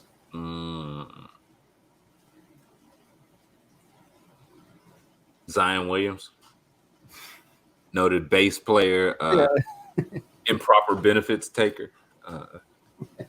Aw. I didn't take the benefits. You tried. Yeah, I tried, but I didn't take them. Listen, the bank declined it. I didn't decline it. Yeah. So credit to me. I never gave up on my goose hunt to get Zion Williamson out of here. Yeah, no, it was due. He hasn't played a game in weeks, so you tell me who won. Bagley might need to rap the way everything else is going. I do really, really like that they put the playoff cutoff at 4 games exactly. It's like, oh, what do you know? The Pelicans are at 3.5. Well, I mean, I guess they have to be part of the festivity. Oh, they've got Zion. We didn't even know that. What? Well, I guess he'll have to be part of it too. Would it be infuriating if Doncic just had bars at the ready? I wouldn't hate it. He's what, like, if he's like, listen, I've been pro since I was 12, but there was really no competition. So I just spent a lot of time writing bars. It's like, nah, this guy's just a lyrical miracle, man. He's just got it all. He ate his stepdad. He loves Mountain Dew. Like, he's How much like Vlade Divac? This guy's just got it. I feel like Oladipo is the perfect level, but he sings. Yeah, I was gonna say he's got the singing down. Rap? Who would it be the funniest if they were a great rapper? Joe Harris. That would be very funny. And he's got like the Rude Jude type voice too. So you're like, wait, are we sure this is Joe Harris? Nah, it's me. It's me, Joe Harris. I feel like Van Vliet, like if he was like Nav, like just that recording from another closet in a different room level. Once they said Van Vliet looked like a Puerto Rican barber, man, that's the only thing I can ever see him in. It was like it's a barber in everybody's shop. They got the Puerto Rican flag on his mirror and cut hair like Van Vliet.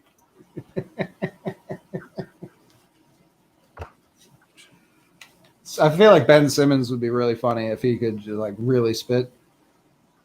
Simmons would be fun if he. You got a lot of bars about shooting people, the long range here. Pat Connaughton, just like nah, that guy. Like, listen, you don't want to put on a beat and let Patty Mack go on it. Listen, that's a guy who's mastered like everything else that's been put in front of him. It wouldn't surprise me. Listen, Notre Dame education. If he could put it together, we'll see. Who would have the like most believable bars? Actually, Kawhi just like noted never speaks, but you put him in a booth. That guy pours his soul on the wax. Yeah, he's just Twister, just like 100 miles a minute. Or he's like incredibly vile, like Too Short, like just extremely graphic. Put it in her mouth. To Kawhi Leonard. Slava Minov 2, Kawhi Leonard, yeah. Kawhi would be a good one. Alex Caruso. No, that would just be more infuriating than anything. I think who's the person's raps you would most like to hear? Like if they're rapping about their life experience, they don't have to be good. I just think Russell Westbrook's would be really funny to hear. I don't know if it'd be good or not. It's just 16 songs by him, like loving his wife, loving his kids, loving basketball. High fashion. Yeah, high fashion, fighting other people's wives and husbands. Not fucking with Kevin Durant. It's just like, nah, this shit bang. 12 songs, 38 minutes. That Rush shit was all right. That Why Not EP was all right. Yeah, his would be like extremely like hard pounding beats and like very quick album. He'd have to he produces. He drew the artwork himself. Wrote all his own raps. Triple double. Russell Westbrook. I mean, I'd obviously love to hear Marcus Smart's. I can't imagine something you'd like to hear less of. Yeah, those Flower Mound bars. I can't wait till we get him on this show and he's like, Flower Mound's not nice. And he's just showing us pictures. You're like, I've heard it before. I think flowers. How bad can it be? He's like, Flower Mound really means like a fresh grave site where they put all the flowers on the mound of dirt. And you're just like, yeah. I'm just saying, I ain't no petunias in Compton. I'll say that, Smart. We'll leave Who it. was it? I was thinking of this earlier. Who was the player the first time they went? Was it a player or a rapper the first time they went to Compton? They were disgusted by the fact that they had front yards. I feel like I remember it. Yeah, it was like some video that they put out, and like they couldn't believe, like Yeah, they were like, "What?" Andre Miller or something, like the Clippers or something. It was either like a college, Like yeah, it was either like a college visit at UCLA or some shit. Like, so part of me wants to say it's Kareem because like he went out there, he was like, "Oh." Well, it was someone talking about like, what are these rappers complaining about? They've got yards. I'd kill for a yard. it's one of those like my sister has a friend that like born and raised in Compton. They were like there's that side of Compton, but it's like my grandparents had a farm in Compton, so it's that side of Compton too. Yeah, like, I think George Bush Sr. was born in Compton. Like that's what type of or born or raised. One of the Bushes was. I was like, really? I said, it's a bad look for Eazy-E, I gotta say.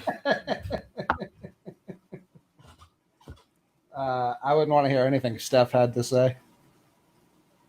You don't want to hear those. My wife looked great. I play golf. No. Both my parents were plus athletes. My brother's also a pro.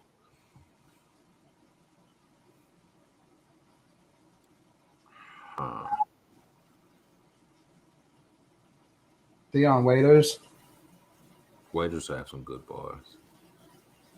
I only want to hear a song about that edible he took. That's all I want to hear. Astronaut status. Part 2. Yeah.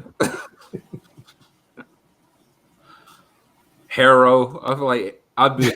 It's like, listen, he's spitting. I like it, but I don't like it.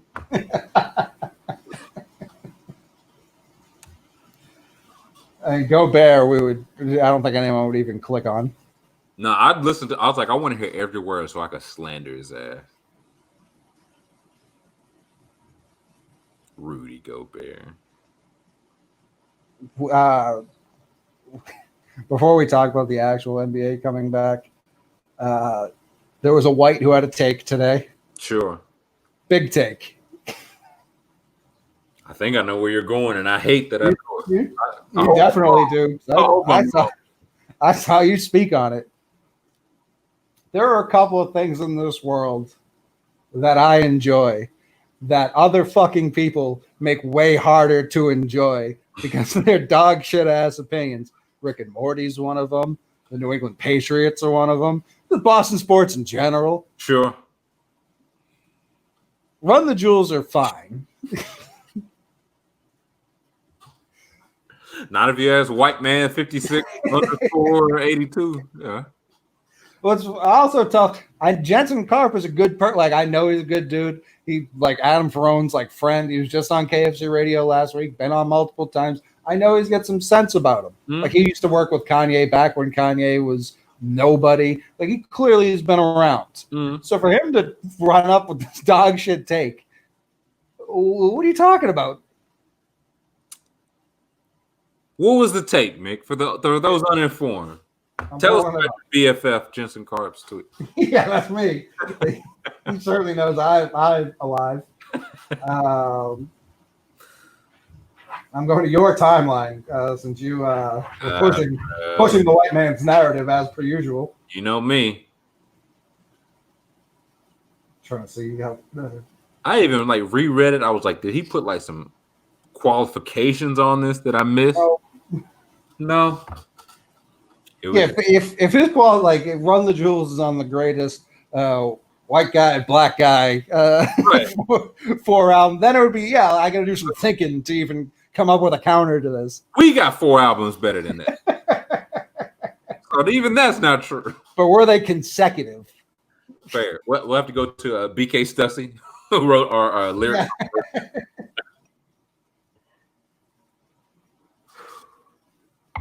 Just an FYI, this is at 7:08 p.m. Oh, so this was even yesterday. So it lasted the night, and then people saw it again this morning, and people were furious. He was having some dinner, and he tweeted that. Just an FYI, Run the Jewels has the greatest 4-album run in hip-hop history.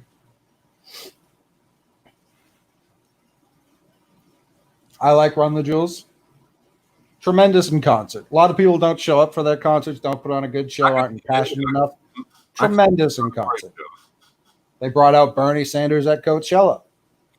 That seems like a very Run the Jewels thing. Extremely Run the Jewels thing. Run us Jewels, yes. Yeah. I think Killer Mike, very strong rapper. Yes. I think LP, solid rapper, very strong producer. I think fine producer, yeah. Yeah, I feel like that would be his take on himself as well. To say they have the greatest 4-album run, even if it was 4 albums, then they've only made 4 albums, which isn't even technically true because LP completely produced Killer Mike's solo album. So that wouldn't even be true. Like, what? What are you talking about? It's just one of, like, it's one, every once in a while, like, you'll see a take, it's like, okay, ESPN put Michael Jordan number 2, Reggie Miller number 1. They want people to argue about this, right? Like, they want people to, this is what they're looking for. I get it. But even that, it's just not true. I don't even hate Run the Jewels. I haven't heard all 4 albums. Right. I think I heard the first, I want to say I listened to the first 2. It's like they were fine. I wouldn't say they were bad. Like, I would never say Killer Mike like can't rap. That's just a lie. Killer Mike is a great rapper. But to say that they have the 4 bit, that's just not true. No. And even I scrolled down to look at some of the replies. Someone put Shaq's 4 albums in here, which I'm not going to disagree with. I was gonna say, I might have to go do some research. Can't Stop the Rain was hot. But at the first reply is someone who, of course, just linked Outkast's first 4 albums. Done and done. Yeah, that's where my mind went, and I feel like that's what Killer Mike he'd be like, oh, no fucking dumb Outkast. And LP replied to that and said, I have to agree with this person here who said Outkast. And then he said, I think we got a good one. Yeah, you get a good. 100%. No one's going to disagree with that. And even then, I was like, Future has 4 different runs of 4 straight projects better than that. And I swear to God, I feel like at least 3 people responded directly. Was like, that's not true, and had Run the Jewel shit in their Abby. So I was like, oh, listen. A very unbiased take. Yeah. One guy, his Abby was a picture of him and Killer Mike, and the background was like the deluxe version, like the Run the Jewels, the chain, the hand. I was like, I'm sure you mean well. It's also just not true. I don't know what to tell you.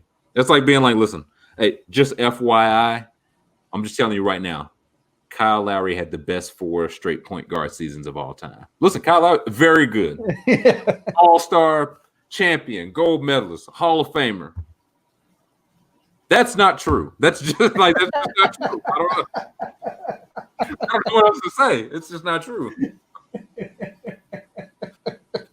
Somebody's like, you can put together Run the Jewels' best hit, and it's not better than Purple Rain. I was like, hey, points were made. So bringing up Rick and Morty. I'm trying to think of a couple of other things. It's one of those things where people are like, yeah, I like this thing, but the fans take it too far. Yeah, you take it a little too far. The fans of this thing make it much harder for me to either like this or get other people to check this out. Right. And they get like, I've never said Run the Jewels is bad because they're not bad. It'd be a lie to say they were bad. But it's also a lie to say they have the best 4-album run in history. Not when Lil Wayne has 4 Carters. Like, get out of here. They weren't even consecutive. So come on.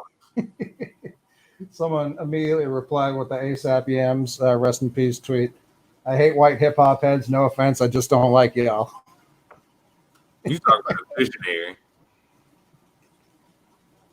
You talk about another person that would have been doing 150,000 retweets, 750,000 likes on a tweet. Yams. Yeah, he was putting numbers up in the dead ball era. Mm-hmm. Babe Ruth. Babe Yams. And Jensen replied, a lot of response both ways. No, there wasn't. A lot of people telling me I'm a fucking dickhead. A lot of people telling me to kill myself. A lot of responses both ways. Most options have been Outkast, A Tribe Called Quest, Gangstar, Gibbs, De La Soul, Ice Cube, Kanye. Who else? Genuinely surprised by the Killer Mike hate. I mean, one thing that I don't say it makes it more difficult to listen to them. Killer Mike on record and Killer Mike standing next to T.I. wearing 7 different shirts sewn into one. 2 different people. Listen, if only Killer Mike would realize that. Because again, another person, I think he means well. He does. Like it's one of. I think it's one of. That's why it's much more frustrating because he means well. 2, he's incredibly smart. Like he's everything he talks about. He's done the research. He's not talking out of his ass. I think he's got legit one of the better rap voices I've ever heard. Very strong.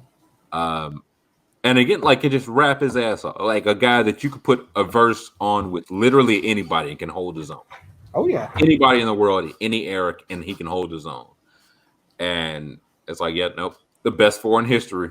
Not entertaining anything else. That's wrong. Sorry. Like,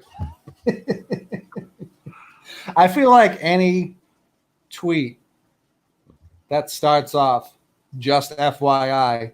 Heads up. Yeah. Just so for you guys, in case you guys weren't aware. Like, come on. I've bought Run the Jewels merch. Like I said, I've seen them in show and concert. A, just them, and B, it's part of like Coachella shit like that, where I'm like, oh yeah, I'm gonna go make sure I go check them out because I know when I'm gonna get there, I know it's gonna be good. Mm-hmm. I would never say this shit. What bothers me the most is NBA writers. So who's MLB writers and just old white sports writers? Who's their favorite musician? Springsteen? I don't know. Bruce Springsteen. Yeah. NBA writers have turned 2 things into Bruce Springsteen: Run the Jewels and John Wick. They've turned both those fucking things into Bruce Springsteen. And it infuriates me. It fucking infuriates me. I can remember who said it today. It was like, hey, shout out to all the NBA writers who just found their password again today to tweet about the league coming back. And y'all ain't say shit. And there were a couple of them. 5, 6, 7. Oh, there's multiple of them. There were a couple of them. And when the tournament came back, y'all found y'all password today. It was like, hey, welcome back. Good to have you. Glad to see you guys. When it's real issues to talk about. Yeah, it's big ass platforms too. Huge. I don't know how you can be so quick to share. Like, if your whole thing is sharing videos of the NBA, of black people doing spectacular things, and then when it comes time, Jokic dunk too, Mick. No, he doesn't. He simply does not. But when I was 13, yeah. Like, that's the thing too. Even if your whole thing is like NBA. If you want to stick to this and only do NBA, you could do that and make it very known where you're at. Mm-hmm. Like I said, Jaylen Brown, Stack, Malcolm Brogdon. Plenty of players were out. Plenty of coaches were talking. The NBA did not stay silent on this. You could have just stuck to that and let it be known where you were. It's one of those things. As your silence also let us know where you are. For sure. We see you. Bet. Also, I know you're not a fan. Freddie Gibbs' new album, very good. I do hear good things.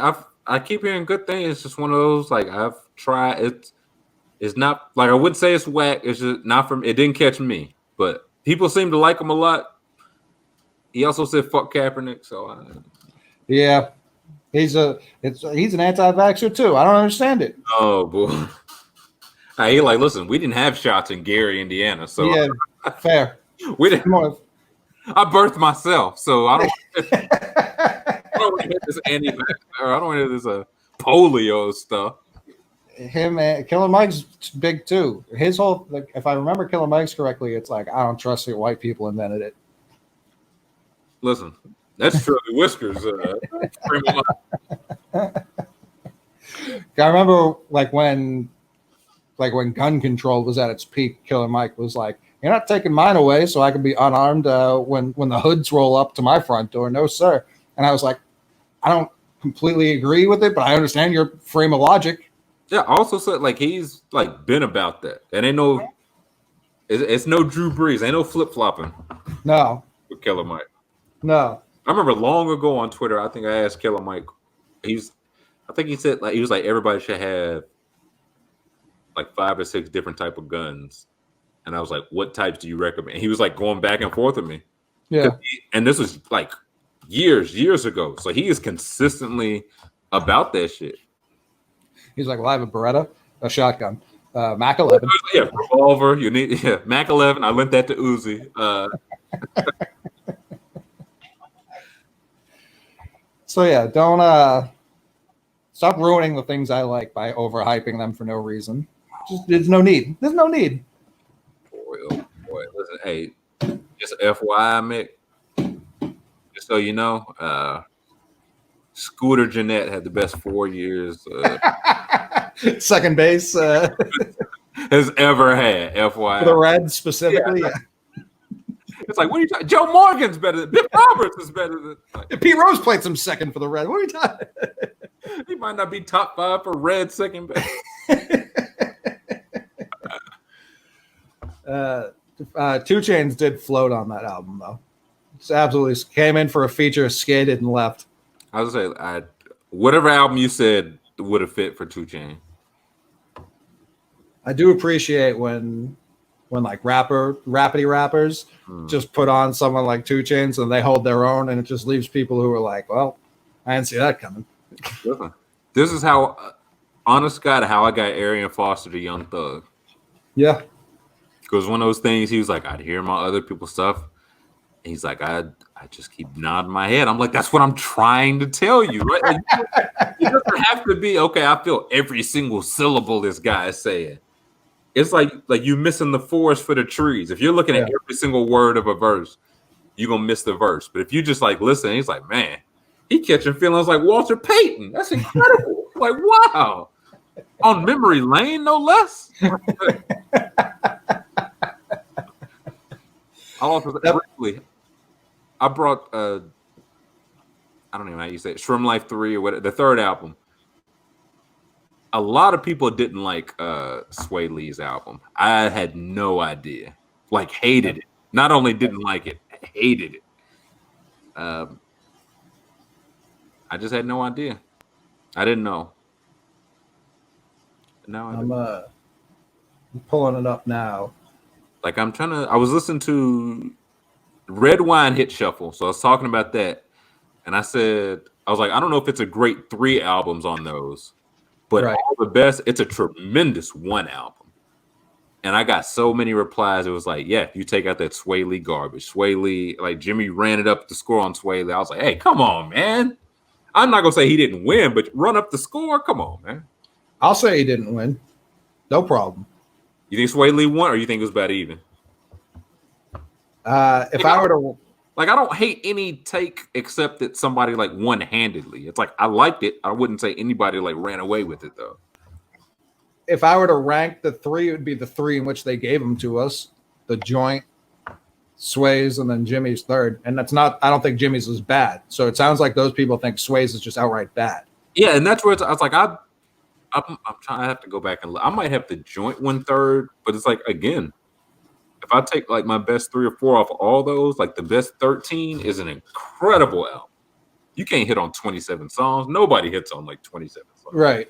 Except Future. But outside him, Touchscreen Navigation, Heartbreaking in Chino Hills. Heartbreaking in Chino is fire. Heat of the Moment.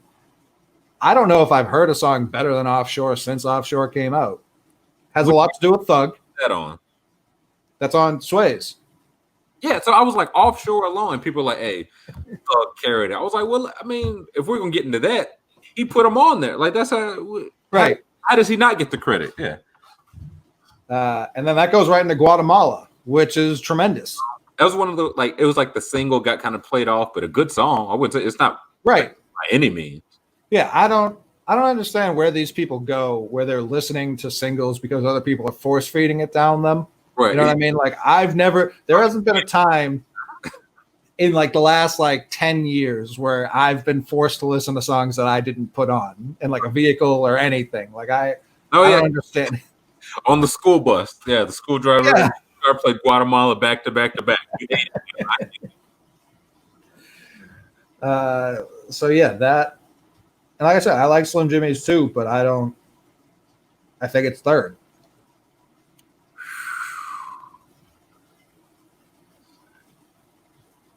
Yeah, Up in My Cochina's fire. Buckets with Future. I like Bedtime Stories a lot. I like CLOSE.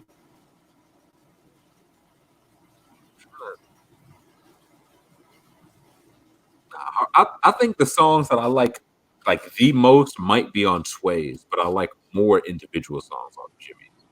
That's fair. Because like Red Wine, Offshore, Heartbreaking, and Chino Hills get constant listens. Yeah. I like Brinks Truck, Chanel, Keep God First, Players Club, Cap. And then from the joint, the only song I think that I really don't like is Power Glad because it's just the 036 song that I like much. Right. That's the only one that I would say I actively don't like. Up in My Cochina's fire, Perplexing Pegasus, Teed Up. Yeah, I was just shocked by how many people were like, no, they could have kept Sway's garbage off there. I'm like, are we talking about the same Sway Lee? Yeah, no, Sway Lee's. I think he's someone you could also just put on literally any song and it's going to be improved. I agree. I thought that was the consensus until they were like, yeah, except his own album. Like as I was listening to it, I was like, man, do they have a better 4-album run if we're counting these three as 3 separate albums? And if you go into Lemonade, yeah, Shrimp Life, by far. I'm trying to. What was even on Shrimp Life 2? Oh, Black Beatles. Yeah, Black Beatles, and what the single was Look Alive, By Chance. Yeah, no, that's better too. And then the first one was Heat, No Flex Zone, Unlock the Swag, Come Get Her, My Ex, Up Like Redacted, Throw Some More. Yeah, No Type. Yeah, No Type was the song that, because like No Flex Zone like was just annoying to me when it first came out because it just starts with the chorus. Yeah. And he's just like, I'm just like, who is this wailing at me? Like, I'll check back on you later. And then they came out with No Type, and it's just that Mike Will piano at the beginning. I'm like, all right. Piano, yeah. And this is like, this man simply has no type. And then he immediately gives the type that he actually has. Yeah, I don't know type. However, Skip Bayless. Since we brought it up, Bad Bitches would have to be my type if you were asking. They're really the only kind I like. Let's call it what it is. Unlock the Swag, yeah. Yeah, unlock the Swag. I remember I walked into a weekend concert at Barclays, and they opened for them. And I walked in, and they were doing Unlock the Swag, and I swear they were both just like everywhere and nowhere at once. Like they were at every corner. Like they were just bouncing back and forth faster than any two humans should be able to move. Yeah, it was. I saw them. Like I think I'm talking about like the future internet free vitamin show. I saw Ray Shrim open for them. Like I think it was either before or right after No Flex Zone came out, and it was like these fucking guys are jumping like everywhere. Like we didn't even like stay for their whole set. It's like they're lit, but they're a little too. I'm not 17 anymore. I can't just move around. I need to take my blood pressure medication if we're going to be doing this. Yeah, I'm going to take my milk of magnesia and go to bed. My milk thistle and... yeah, no, they're a better duo than Run the Jewels. And again, not a knock to Run the Jewels. No, people are going to take it that way and be very upset. Yeah, because I was like, wow, I ain't heard nothing from them in a while. And I was like, maybe I haven't enjoyed this all the way yet. Yeah. Like, it's really once Stiz said it was like, I don't need to put out something a lot. Like, I really do want people to like enjoy what I put out. I don't need to put out something every 6 months or even every year. Like, I'll put it out when I'm feeling it. When I got good music to put out, I'll put it out. And yeah, because that was like Shrimp 3 was 2018. Shrimp Life 2 was 2016. And the first one was 2015. So like I feel like they're about due. Like they're going Yeah. about 2 years. Like me personally, I wouldn't hate a little 13 songs, 46 minutes from Ray Shrimp. God, I'd hate to listen to it. In these uncertain times, Mick? No way.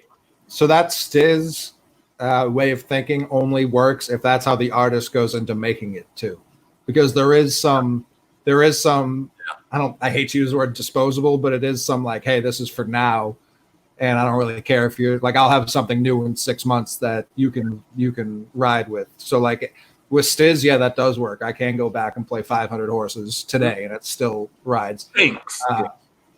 Yeah, yeah.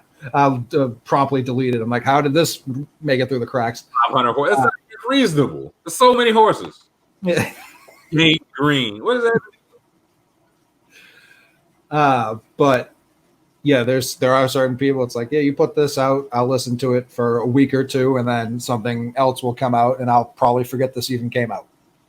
And it's one of those in this time, like more than ever, because like you said, we're at a point where if you don't want to hear a song, you don't pretty much have to ever hear it again. Mm-hmm. So it's like, okay, I'll put this out. If 4 people like this song a lot, those 4 will keep it and listen to it. And if not, nobody else will ever hear it again. So in this era, more than anything, I get it's like we made 25 songs. Give them 25 because people will keep the 13 they like. I know I will. Like, and I'll just never give 12 ever again.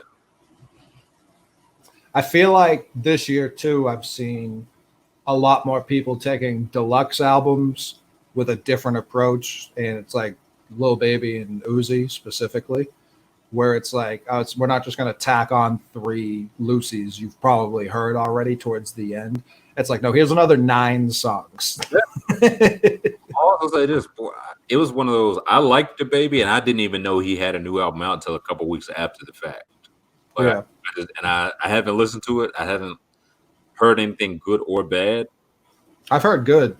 It was just one of those things. It came out after the video of him punching the fan, the female fan. I was like, that's a good look. So I haven't heard it, but I haven't heard, like, nobody said it was whack, but I haven't heard it was great, or I haven't heard anything, which is probably the worst thing you could say about the album. Yeah. I listen to both Uzis pretty consistently. Yeah, both these were very good. Future usually doubles up very well. Like it's a couple, like it's a few people that can do it. I think, like, I get why they do it. I think consistently the Migos just go too many songs on a project, but it's like I get why they do it. But it's like, what, 26 tracks on a 2C tape? I mean, come on. I've heard good things about Yachty's that just came out. I haven't heard it, but I've heard good things. I didn't know. I knew it was coming out. I haven't listened to it, but I may give it a spin. Yachty's solid. Yeah, his first 2 I enjoyed a lot, and then I haven't heard anything since. And then this came out, and like I said, I've heard only good things, which I didn't anticipate. I gotta say, I ain't listened to Yachty since once he was in the airport line in front of me. I can't listen to nobody that's in the same line. Come on. And they detained him. He was pissed. Rightfully so. It was just one of, like, you could just see it in his face. He's like, listen, if I was going to blow this shit up, people would know who I am. I'm not saying that I'm a super duper star, but come on, man. It was the guy with the red dreads and the beads. Yeah, we know who he is. That's the thing. I feel like, especially with the teens, like, he was huge. Oh, yeah. I'm not to say he's not still big, but like when he first blew up, everyone was like, "Oh shit!" Yeah, no, listen, I saw him open up for the Migos, and I was like, "Oh wow!" I was like, "Cause this guy, he's positivity, but in a way, not like a chance way." Right? It's not whack. Yeah, it's good instead of the chance. Like chance, God got me through this. He'll get you through this. And I was like, all right. But Yachty shit was listen, I got through it. The shit's not easy, but I got through it, so I think you can too. And I was like, okay, yeah. Nemo sample, some good features. I'm in. Quavo gives you the okay. I'm in. Yeah, I was gonna say Chance doesn't have fucking Minnesota under his belt. That's a song I love with Old Chance and Sir Michael Rocks from Cool Kid, and they're just rapping about doing drugs. I was like, this is the Chance that I enjoy. Yeah, drugs and bitches Chance. I'm good off Mr. Positivity. Don't say I took a major deal as I do a commercial with Sprite and Target. Apple gets my music first for some reason. But however, I'm independent as they come. Man-made. Just talk about drugs, man. I like that Chance. This actually crosses my mind every time it gets hot for the first time up here every year. I don't think there's anything I tie to the beginning of the summer like the Cool Kids' first two projects. Yeah, run, man. Bake Sale and Gone Fishing, back to back. Which one, Bake Sale was first? Yeah. Which one was Pennies on? That might have been on after. No, Pennies was on Gone Fishing. I was thinking of Penny Hardaway, which was on the album after that. What? They didn't break up, did they? Or they just like chilling? I think it's both. Yeah, because they came out with something in 2017 that wasn't quite it. Mm. I don't know if they can replicate what happened, because this was 08. Like, this was 12 years ago. Yeah, you know what I mean? that's shit. Yeah, bringing 88 back, Black Mags, Jingling, yeah. Golden the Pager. Like, I'm looking, like, I didn't even know they had one from last month.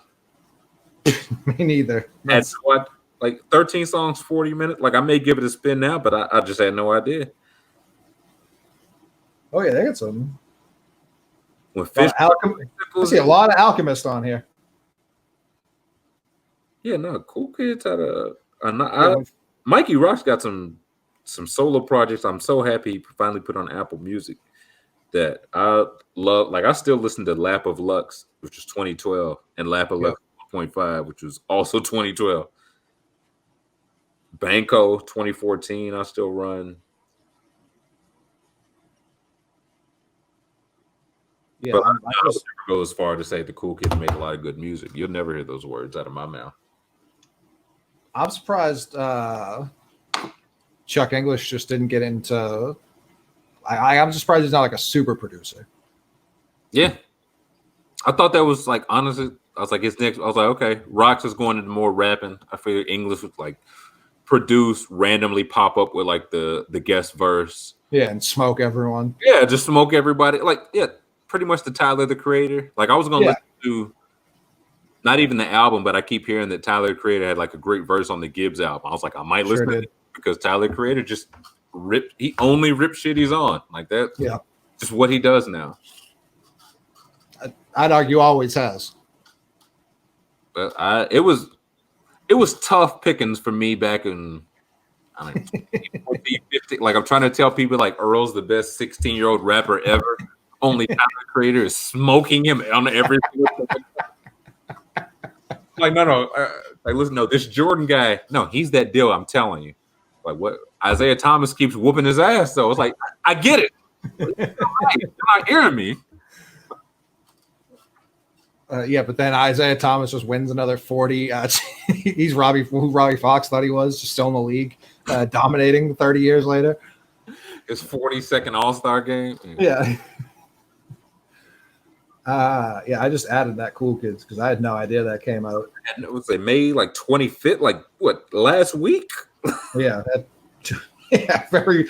What are you talking about timing? Usually we do this and someone dies because we talk about them. So I'm glad. Yeah, I'm glad. Yeah. I mean, Chuck English, like when Drake was first coming on, one of the reasons I was like, oh, I like this guy is because he said coolest kid out, word to Chuck English. I was like, oh, like that's who Chuck English was. He was a Drake reference point when Drake was trying to put himself on. English with an I. Yes. And I feel like I know they also brought in like the snapback, like they brought in that second wave of like throwback jerseys, snapbacks, like just cool. Like they were cool. They're cool kids, yeah. Yeah, they're boastful too. They'll tell you about it. Yeah, no, they had that's what I was trying. I think Penny's might have been the first one. I think I went back to Bake Sale after that. But somebody's like, no, like I think you'd like this. Then I heard the Penny's remix. I think like with Bun and Ludacris first. Then Ludacris. And you talk about a remix. Yeah, I was like, no, I was like, this is exactly my type of shit talk. They fucking smoked that. Every single one of them. He was calm, telling people that he did it like Derrick Rose. It's no sweat. Hung his coat up in the culture. The pilot with Bo Dick. Are you kidding? Wow. It shine when the sun.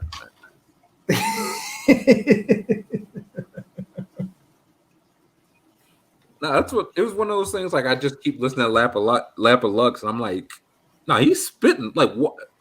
Why isn't this triple platinum? Like, yeah. Is anyone else hearing this? Yeah. He's spitting, but it's not like over spitting. Like he ain't rapping. Right.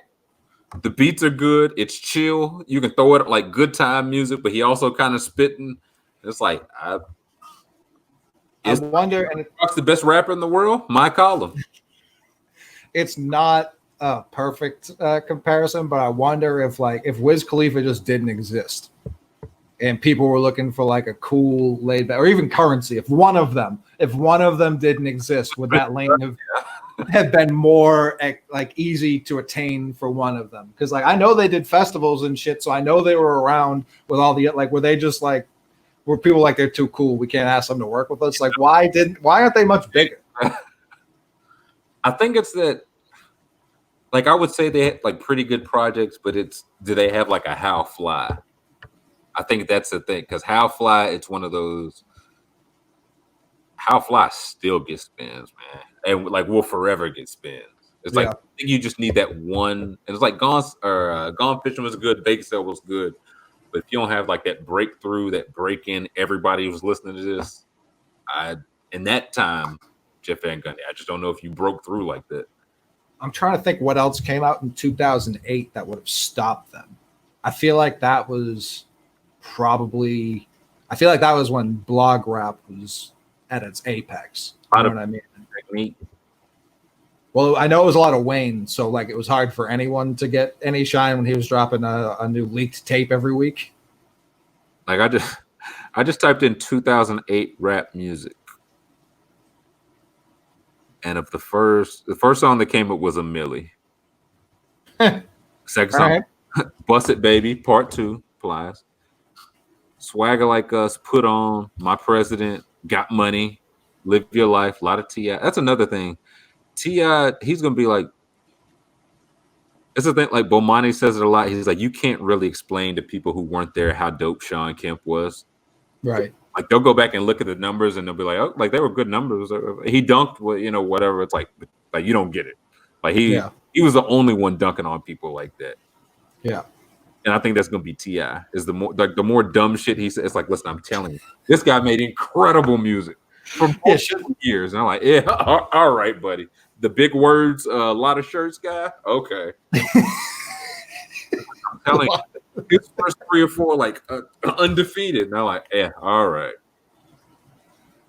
Yeah, that's like Sean Kemp didn't like do anything to besmirch his own legacy like that. Yeah, Everyone Knows by NERD, a banger. Okay. Kiss Me Through the Phone, my close personal friend Soulja Boy. Yeah, I'm looking at just the albums that came out. It was the Carter 3, so that was like. Between that and the leaks, like 40 different Wayne songs. Paper Trail. 2 weeks straight. Yeah. The Nas album that he didn't get to name what he wanted to name, so it's just untitled. Sure. LAX, back when people listened to the game, self-included. The Recession. Trilla, so Rick Ross was like very prime Rick Ross. Well, yeah. Trina, who has said nothing since pro or con. Haven't heard Trina's name since Baddest Bitch. Wow. This is when Kanye dropped 808s, which history has remembered more fondly than real time did. I know you're a fan, but Hey, that was. Listen, I've shed blood over 808s and heartbreak. There's no doubt about it. I did my time. I paid my debt to society. Theater of the Mind, which I know I was a big fan of when it dropped, haven't listened to since. I think it's my main gripe with Ludacris' music. His music. It all sounds good at the time, all of it, and then later on, not as much. Who's that now? Drake, to me personally. All right. Again, everything Drake at the time sounds great, but I don't listen to like Nothing Was the Same or like I don't listen to hardly none of that anymore. But it all sounded good at the time. David Banner dropped The Greatest Story Ever Told, and while I can't speak for that whole album, he had about 3 or 4 singles off here, which were everywhere. Oh no, Banner had a good run. Was that Wait or no Whisper or shit? Run, Girl, I'm Trying to Get Your Pussy Wet song. Was that Wait? Let's see. I'm on the 2008 in hip hop music Wikipedia article, and for May, there's just an entry that says Nas cosigns J Electronica.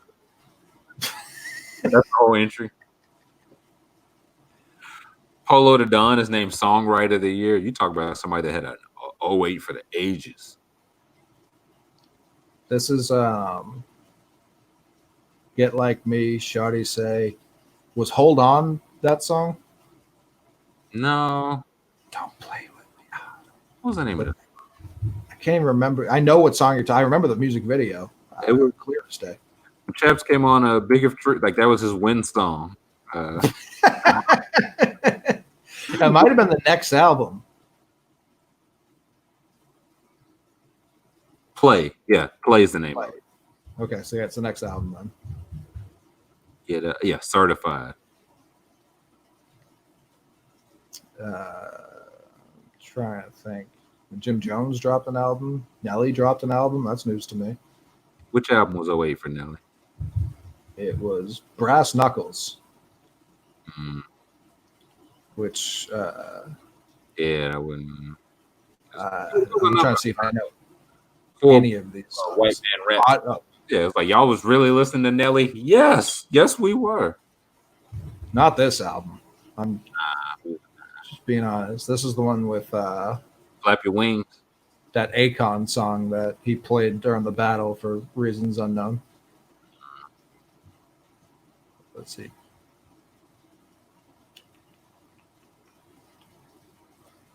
Yeah, Seeing Sounds. We Global. This was huge. This was big time DJ Khaled era. A shame. Ace Hood. He had a nice run. He did. I feel like he's the one who ended it. He was just like, I'm done. I proved my point. That's my thoughts. I hate it. Huh? No. No, Ace Hood had a run. I think he had that fake jewelry. That's always tough. This is, I think, We Taken Over. Is this that era? It's none of this. Oh, this is Go Hard. Out Here Grinding. Khaled loves throwing Nas on all of his albums for reasons I'll never understand. I got a group banger, and I know just what would set it off. Nasty Nas.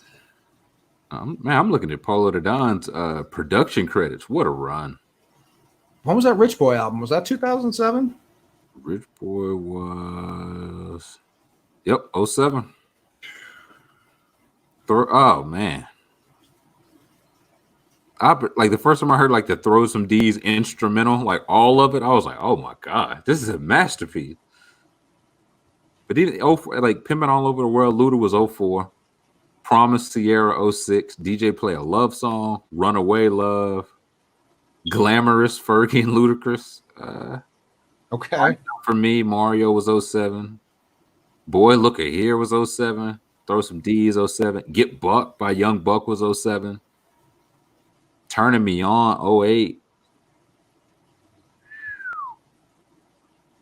Hero, which is probably the last like really, really good commercial Nas song. Loving This Club. Which song? Loving This Club. Oh yeah. Drop It Low. Yeah, it was. He had hits. I would also like to point out, because I just heard it for the first time ever, that's we both apparently had bad smoke detectors. I fixed mine. Tyler has not. Yeah, I'm thinking about it like literally just going up and ripping this shit from the. That's why I hate that shit more than anything else. Rather burn to death than hear that shit like One more time. minute time. She did Anaconda for Nicki Minaj. That's fucking huge. Yeah, Polo. Yeah. Drive the car for a minute. I was gonna go through Polo the Don songs. Yeah, he started in 04. Pimping All Over the World is a very strong start. He goes first, number one. Some Party Starter by Will Smith. What happened there?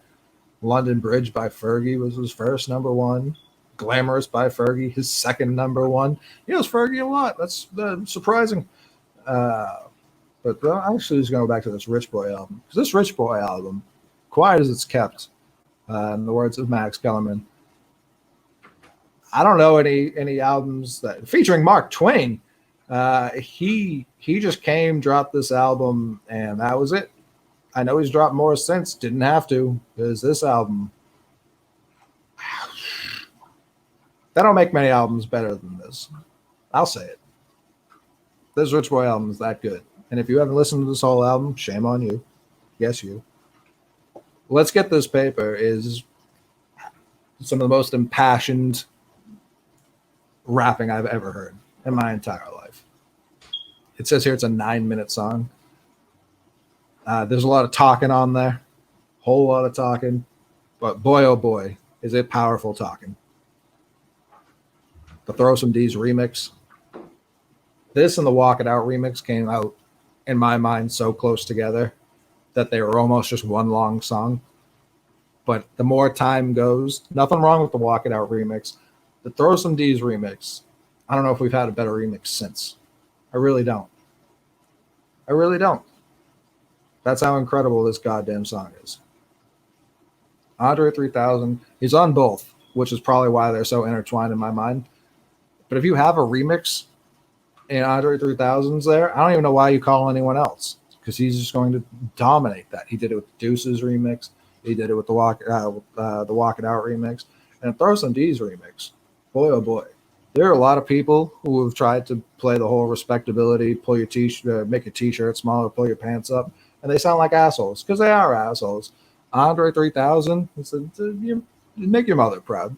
Just wear it a little tighter. That's all I'm asking. If you're 5'8", you don't need a 5XL. You just don't. I promise you don't. And people fucking slimmed it the fuck down, because we all looked down at our shoes. We said, sorry, Andre. And we got our shit together. That's how that happened. It wasn't Kanye wearing the polo shirts. It was Andre 3000 talking down to us in a politeful, respectable way. Because it's fucking Andre 3000. When he gets to talking, we get to listen. Ain't that right, Tyler? Absolutely. Absolutely. I was saying this Rich Boy album is just like one of the better albums. It was like legit a debut album. Was like, I can't believe that debut album was that good. How did this guy just come on the scene like with beats like that, with bangers like that? And I was saying, Let's Get This Paper is one of the more like powerful songs I've ever heard. I think it was one of those, like, people were still on Throw Some D's, and then Boy Look at Here came out. I was like, yeah, shit. This guy's here for the long haul. Well, not so much. He made a splash when he dropped. I hope Rich Boy is doing well right now. He had it's a number one album. Reached number 3 on like the overall number 1 rap. But I also said I don't know if there's been a better remix since the Throw Some D's remix dropped. I I feel like it's either that or Walk It Out.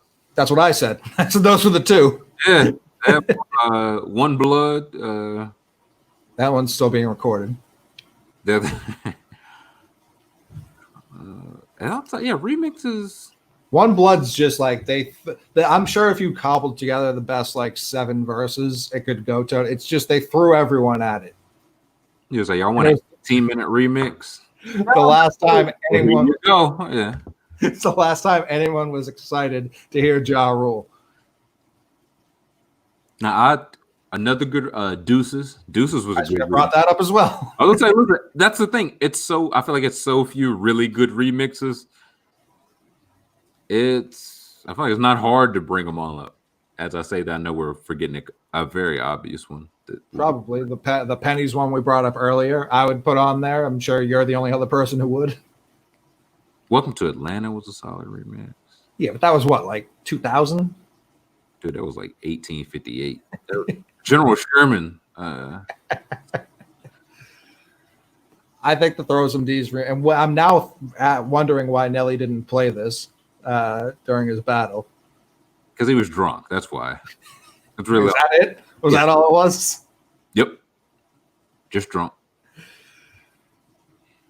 If he had played that all 20 rounds, he would have won. I was like, Luda didn't have an answer for it. No. Dude, smoke detectors really piss me off. They're not great. You unplug them and they still beat. Yeah, I get why they do that, but not a fan. Like, I put them shits in my dryer, man. I was like, I gotta get some sleep tonight. I don't know what else can I put these shits. Like, y'all just gonna keep bipping. I get it. All right. I wish it would be like okay, can I acknowledge that I need to change the battery? Right. But give me 12 hours, right? Like, let me get a good night of sleep. I'll get to it in the morning, I promise. And if not, you can get back to beeping. Fair is fair. 100%. No, them shit's in my dryer right now. So God forbid this tonight, some incense or somebody go off below me. I'm just sleeping like a baby. Went out how he loved. Yeah. But yeah, we listed 4 remixes since this came out, and 3 of them have Andre 3000 on them.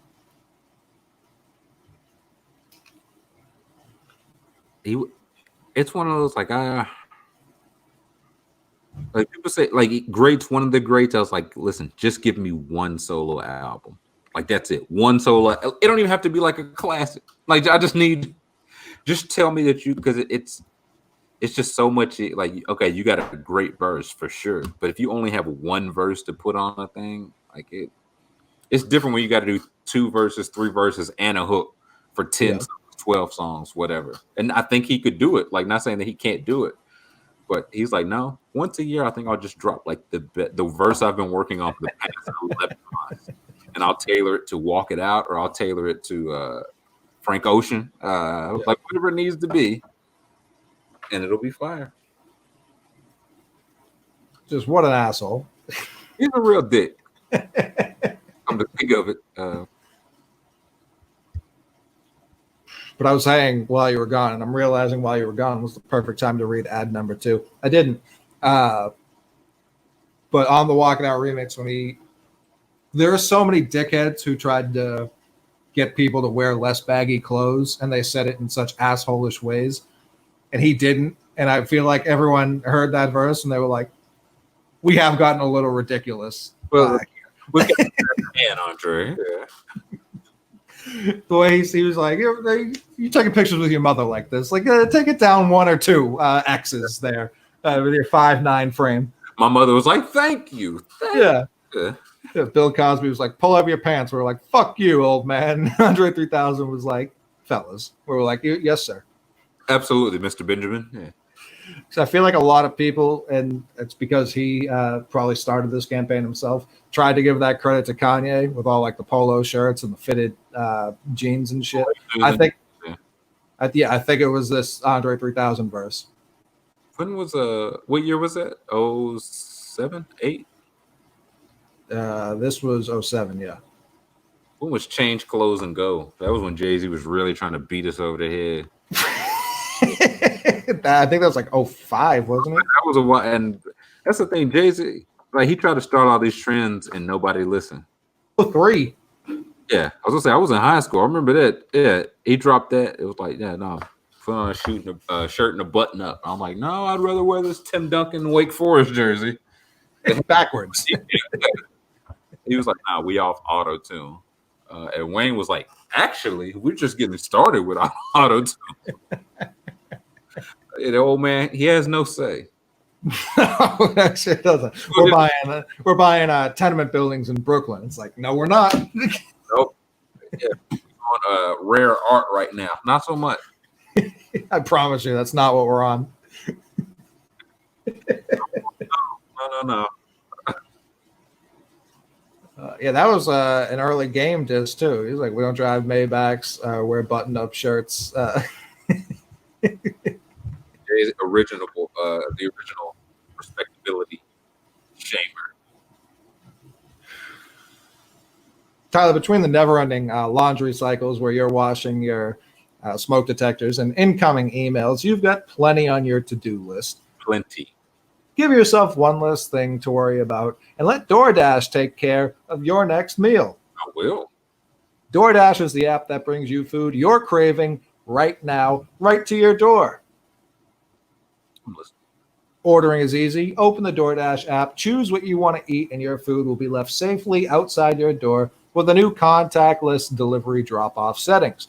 With over 300,000 partners in the U.S., Puerto Rico, Canada, and Australia, you can support your local go-tos or choose from your favorite national restaurants like Chipotle, Wendy's, and the Cheesecake Factory. So I can order from a Cheesecake Factory in Australia.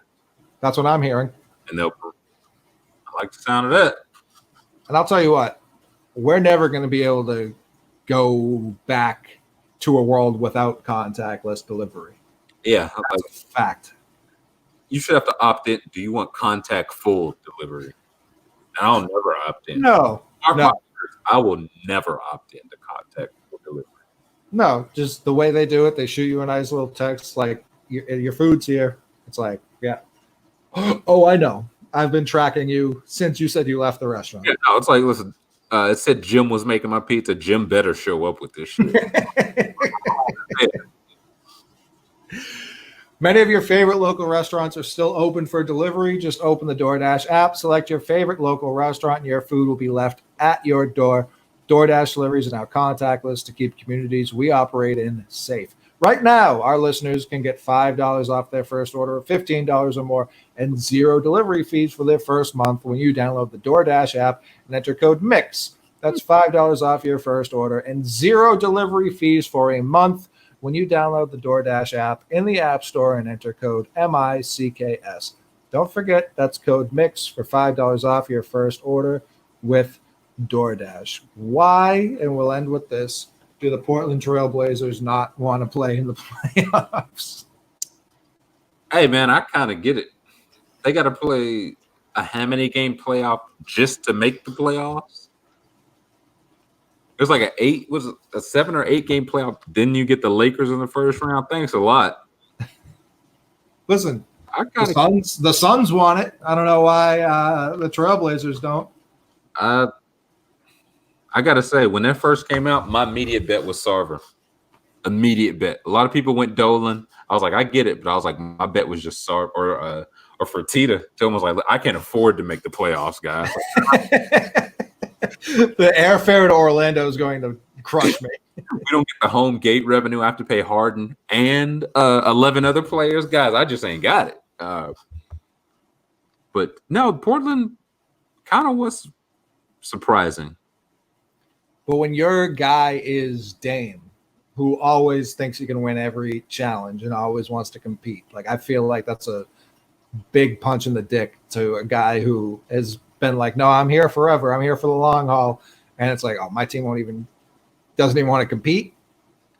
Listen, they got him to sign on the dotted line. So it's one of those, we got you signed till 2028, my guy.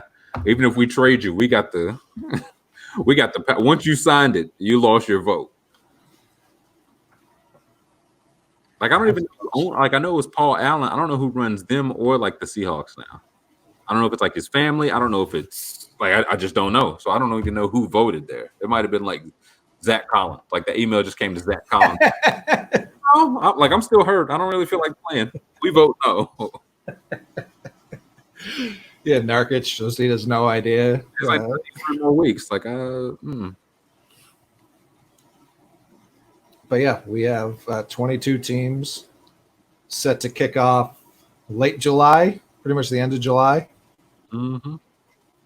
Yes, it is.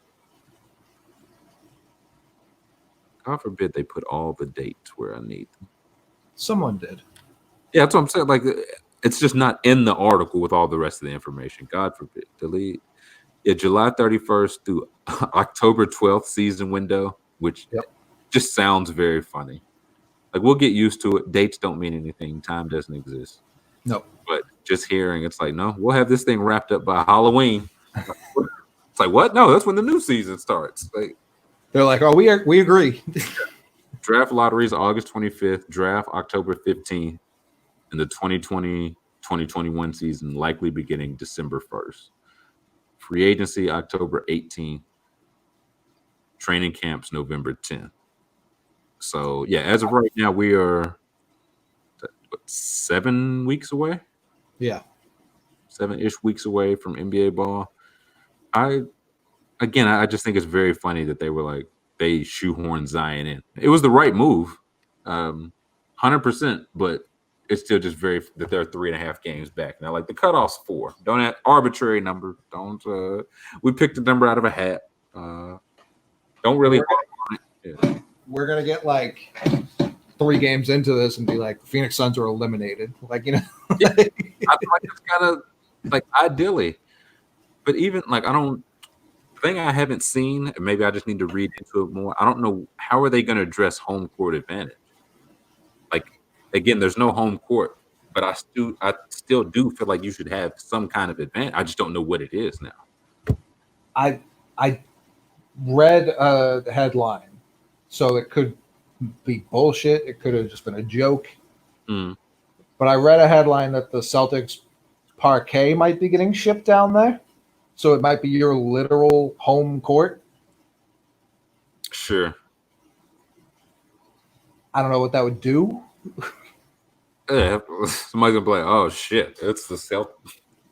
It's 88 outside. We definitely the Garden." Actually, I just wrote the Matterhorn 3 times in a row, and time to pretend it's Boston. Like I was listening to Zach Lowe and Pelt, and it was like teams have legitimately suggested like star players from home advantage teams get like 7 fouls, that they get like the ball at the beginning of every single quarter as home court advantage. And it's like, listen, people are throwing stuff against the wall. I get it because it's one of those like if you're the Bucks and you busted your ass all regular season for home court, and now it's like nope, everybody's in like I feel like you have to give them it's dishonest to not give them some kind of advantage. I just don't know what it is. I just have like if you're the road team, they make you sleep in twin beds or something. Like I don't. You gotta. The other team gets to do a wake up call every hour. So I don't know what it is. This is one of those. Okay, like how would this affect Philly? Is Philly gonna be like, okay, this is still the road. We still stink. Yeah, they might just go 0-4 because it's only road games. But they also would be like, okay, listen, we played on the same court twice. This is home now, 4-0. Like I have no idea how that works. I think the like Bucks, Lakers, anybody that earned home court over 60 games before we shut down, 60, 65 games, and now it's like, no, you get to wear your white uniforms. That's the home court advantage. The other team wears their away grays. I think the home court advantage is going to be like having better players on your team. I think that's going to be. Listen, it wasn't enough last year. No. When all your players like die, yeah, it's tough. It is unfortunate. So I don't know. It's a thing, like a couple. I feel like the Grizzlies. Everything I heard is like the Grizzlies have the worst remaining record. They were probably going to lose out to the Pelicans, the Blazers, or whoever. And now they don't have to play some of those harder teams. But now it's everybody didn't have to play the softer teams. Everybody in this playing is going to be. I mean, they cut 8 teams. It's not like they cut like 20 teams. Like it's most of the NBA's here. For sure, but it's like the 8 teams that stink. Like that's when it was like, okay, we don't have to play Knicks, Hawks, Cavs, like that. 3 easy wins. So it's like, okay, now our 3 easy-ish games are like Spurs, Blazers, Nets. It's like, man, oh man, I really liked when we got to play the Pistons 4 times. Can we go back to playing the Pistons 4 times? So I don't know what they're gonna do with draft lottery stuff. Like, how does this? If you win the tournament as the AC, do you still get that seeding? If you lose it out, are you in the lottery now? Like, are you? But it's like, Boston has Memphis's pick, right? Or certain protections on it. Yeah. So it's like, okay, if Memphis makes the playoffs, then that's going to be the 15th pick or whatever. If they get bounced out the tournament, does that go into the lottery? Which, if so, it's probably the 14th pick. But with the lottery reform, it might jump to the 5th pick. Like, you just don't know. There's a chance that just wasn't there before. So how do you decide who's lottery? And I don't like, maybe that was Portland's disagreements. Like, listen, we're not going to win the tournament. We'd rather have the 10% chance that we jump into a top 4 pick. We would just rather rest Zach Collins and Nurkic and all these guys. So I don't know how that'll work. I don't know. I'm more interested in the top of it, where that bracket of doom, where it was just the top 16, and we specifically were fucked with our half of the bracket. Oh yes, there's going to be a little movement now. One would assume. It gets Lakers first round. Because once there is a playoffs, it's just going to be the traditional East-West, right? As far as I know, yeah. I don't think they're doing the 1 through 16 this year. I don't think. Well, that I'm thrilled about. I could see you, the Bucks, the Lakers being thrilled by this. Yeah, and because the way I saw the betting odds to win it all, and there's no way our odds. We had like the 4th best odds. There's no way that would be true under the just 1 through 16 seeding. So yeah, I'm okay with that half of it, but there is some room, especially since these teams will theoretically just be playing each other for a lot of sliding. Oh yeah, it's also the thing that I found the funniest in the 8-game regular season format. Each team is expected to play 1 back-to-back. Why? Like what? For what? We've waited. What was the last game? Middle of March. We've waited over 2 months, and it's like, Philly one day, Denver the next. It is what it is. Like, and I get there's, it's no travel, so you don't have to worry about that as much. But it just feels very easy to just remove back to back. So we just get super easy best basketball in these situations or in these conditions possible. Yeah, I also read it's basically going to be like the NCAA tournament in the sense that there's going to be multiple games per day, like throughout the day. It's like teams sitting in the stands, like waiting for the next game, like that. That I'm looking forward to. Yeah, well. So yeah, I'm happy basketball's back, and I'm also glad it's like a month before guys have to even get there. So it's like there's still more important shit going on in the world. So it's like you don't have to. It's not like it starts tomorrow. You have to rush back, stuff like that. Yeah, which I'm sure was taken into consideration. I hope at least. Right. When they say it's going to be like training camps, like 5 days after the NBA Finals, there's no way they're going to let that, because Woj and everyone was reporting like some of this is up in the air. I think that's like they have like a December 1st start date in mind. I feel like when they realize like the champion's going to have to turn around and start the season in like 2 weeks, like they're going to push it back to Christmas like they want, I think. Well, it may be a thing like they'll start it then, but it's like, hey, those first couple of weeks, use them how you want. We're not fining anybody for resting players. And also, like on the Low podcast, it was like for the teams that didn't make it, it's like they want some kind of thing because they're going to be off. It's like, okay, so we're just off from March until December. Like Yeah. that. Those are the last time. There's a 9-month gap in between us playing relevant games. I'll be honest. Does anyone care about those 8 teams? Listen, those 8 teams do. Anyone else beats I feel like 6 of them might. Dolan's just chomping. Yeah, he does not care. He didn't even know. He's like, yeah, no, we didn't make the playoffs again. End of our year. But I think I'm more interested with the lottery stuff than anything because it's like I know the Wizards, like they're in it, they want to make it for Beal, but at a certain again with the lottery reform, we saw like the Lakers, Pelicans jumped up. Is it just in your best? Like the Nets, they mentioned like the Nets. The Nets, I think if they lose every game, they could technically be at the lottery. Was it Okay. worth it for them to just be like, okay, let's just make the lottery, hope we jump into like a top 5 pick rather than just get slaughtered in the first round? Like, is that Even if it's just a trade asset, yeah. yeah? Even if it's just we get okay, we got the 6th pick to trade now instead of the 15th pick. That'll get us a better player. So I don't know how that'll work. I guess nobody knows. I guess. No. I already said I'm looking forward to being like this is the Marcus Smart has the most made threes in the history of August 6th for NBA players. Triples, yeah. Yeah. So I'm looking forward to those. Like, ESPN and Bleacher Report were licking their chops when they could act like really do that, not sarcastically.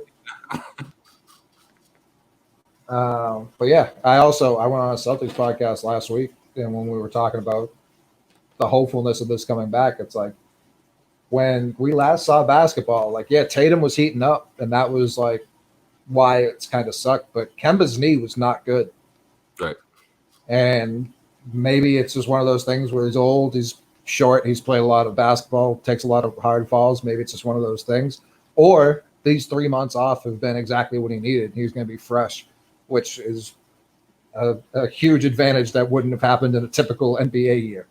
Yeah, I feel like the same. I feel like Philly has the most to gain with that because it's like that, or Embiid's like 400 pounds. Nah, let's say the Charlotte Temples will be going down a plenty, but the conditioning. But it's like Simmons' back was apparently like shot. So 3 months off. Horford, he's just old. Like I don't think he was hurt. He's just old. So if he's just like, listen, 3 months off was exactly what the old man needed. Like Giannis got hurt right, but like that's what really opened up the fake MVP stuff. Of if Giannis is just like, no, I'm 100% now, and I'm sleeping in the same bed every night. We're just gonna kick ass. Yeah. So I don't know. Like I don't even know if they've decided like our family's gonna come. I knew they were talking about it. I don't know if it's like official yet. So I guess I wonder to what extent people come because it's like okay, players, coaches, assistants. Okay, are you gonna have like scorekeepers or media allowed or like to what extent? Because it's like the more people you let in, the more normal it seems, but it's also the more risk you open yourself up to. So I don't know. Like ride operators, cheerleaders, hotel staff, or like are you Puff the Magic Dragon? We're gonna pump in crowd noise. Like how is this? Should the Magic just actually play home games? Like they're right there. They still lose 0-4.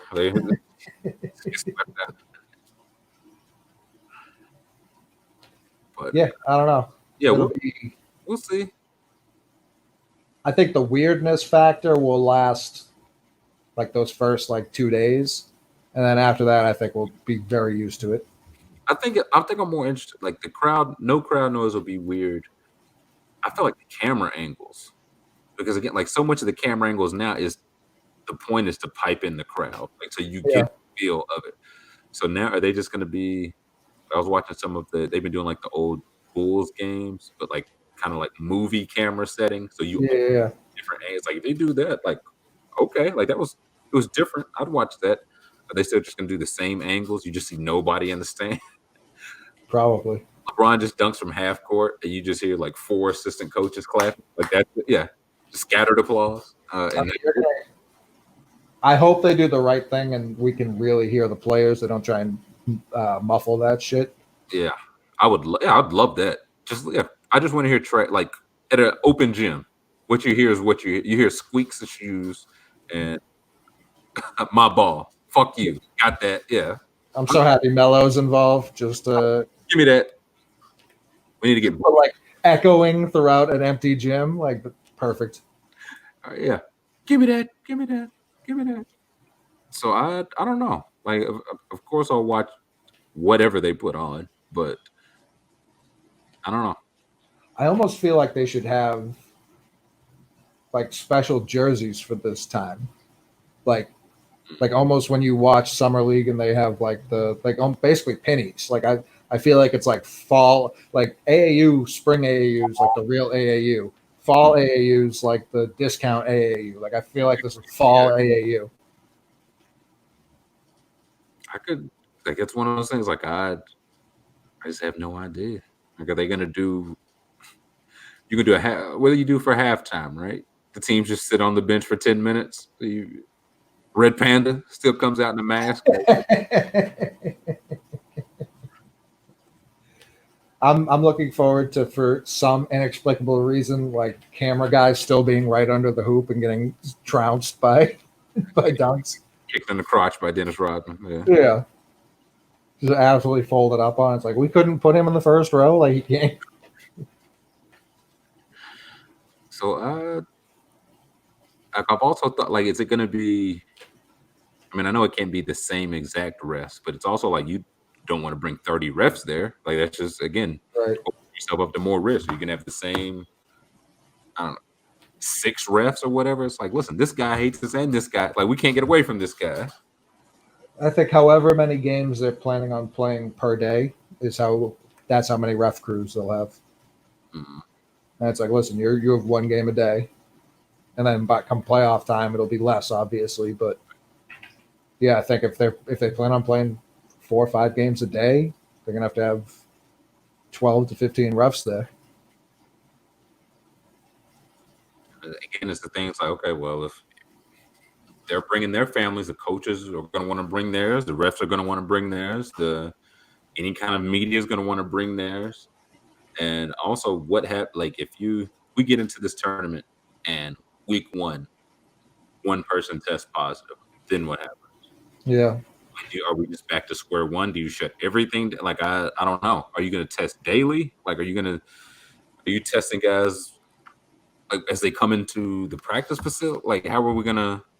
I think that's what they're hoping with like the training camp aspect of it, where because everyone I think is starting in their original city before they go to Orlando, so it's like get all your testing done there.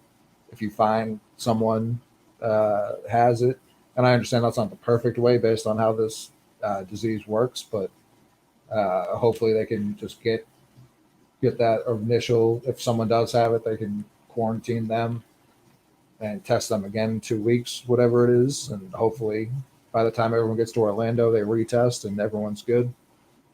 But even it's one of those, it was another thing on Lowe's podcast. It was like if if LeBron James gets this, are they going to come, like, is it going to be different rules versus if Alex Caruso gets this?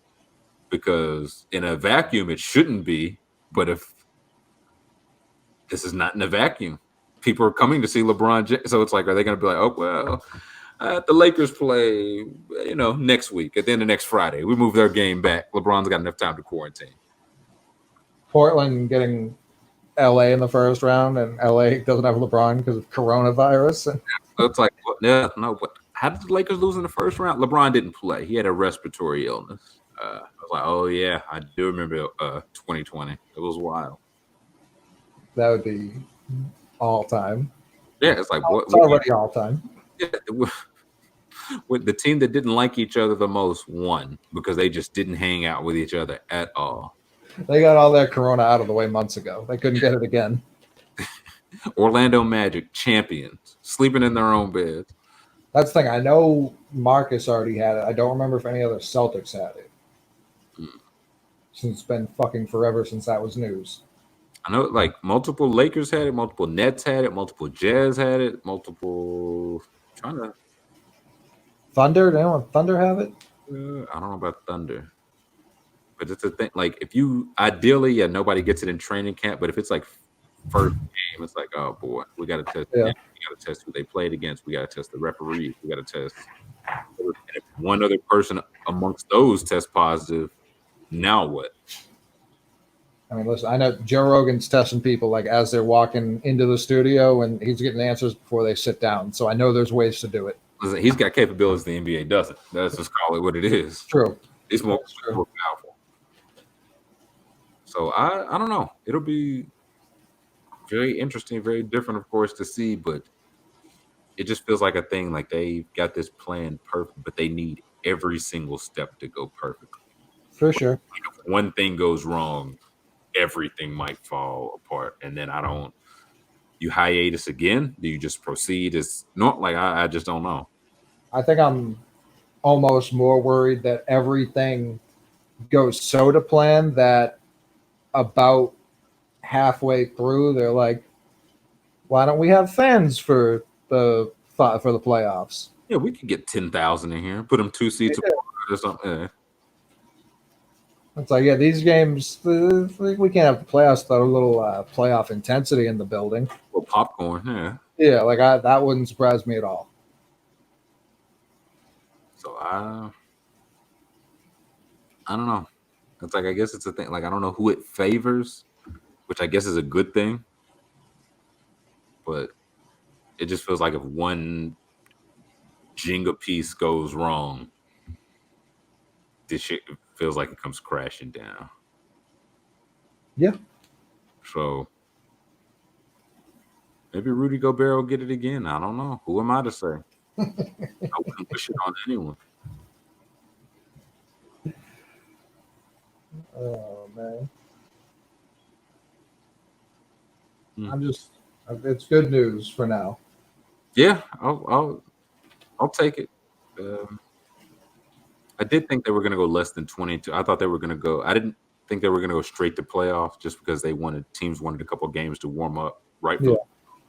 But it sounds like Portland wanted 20, not 22. That was their objection. Fuck Zion was their objection. I think it's a fair objection. If AD Pelicans get hot and just win the title this year. Yeah. So, and even then, like once we get to playoffs, is it still best of 7? Is it still going to be games every other day now because you don't have his travel? I don't know. That's what I would assume. Yeah. So I don't know. We'll find out within the next 60 days or so.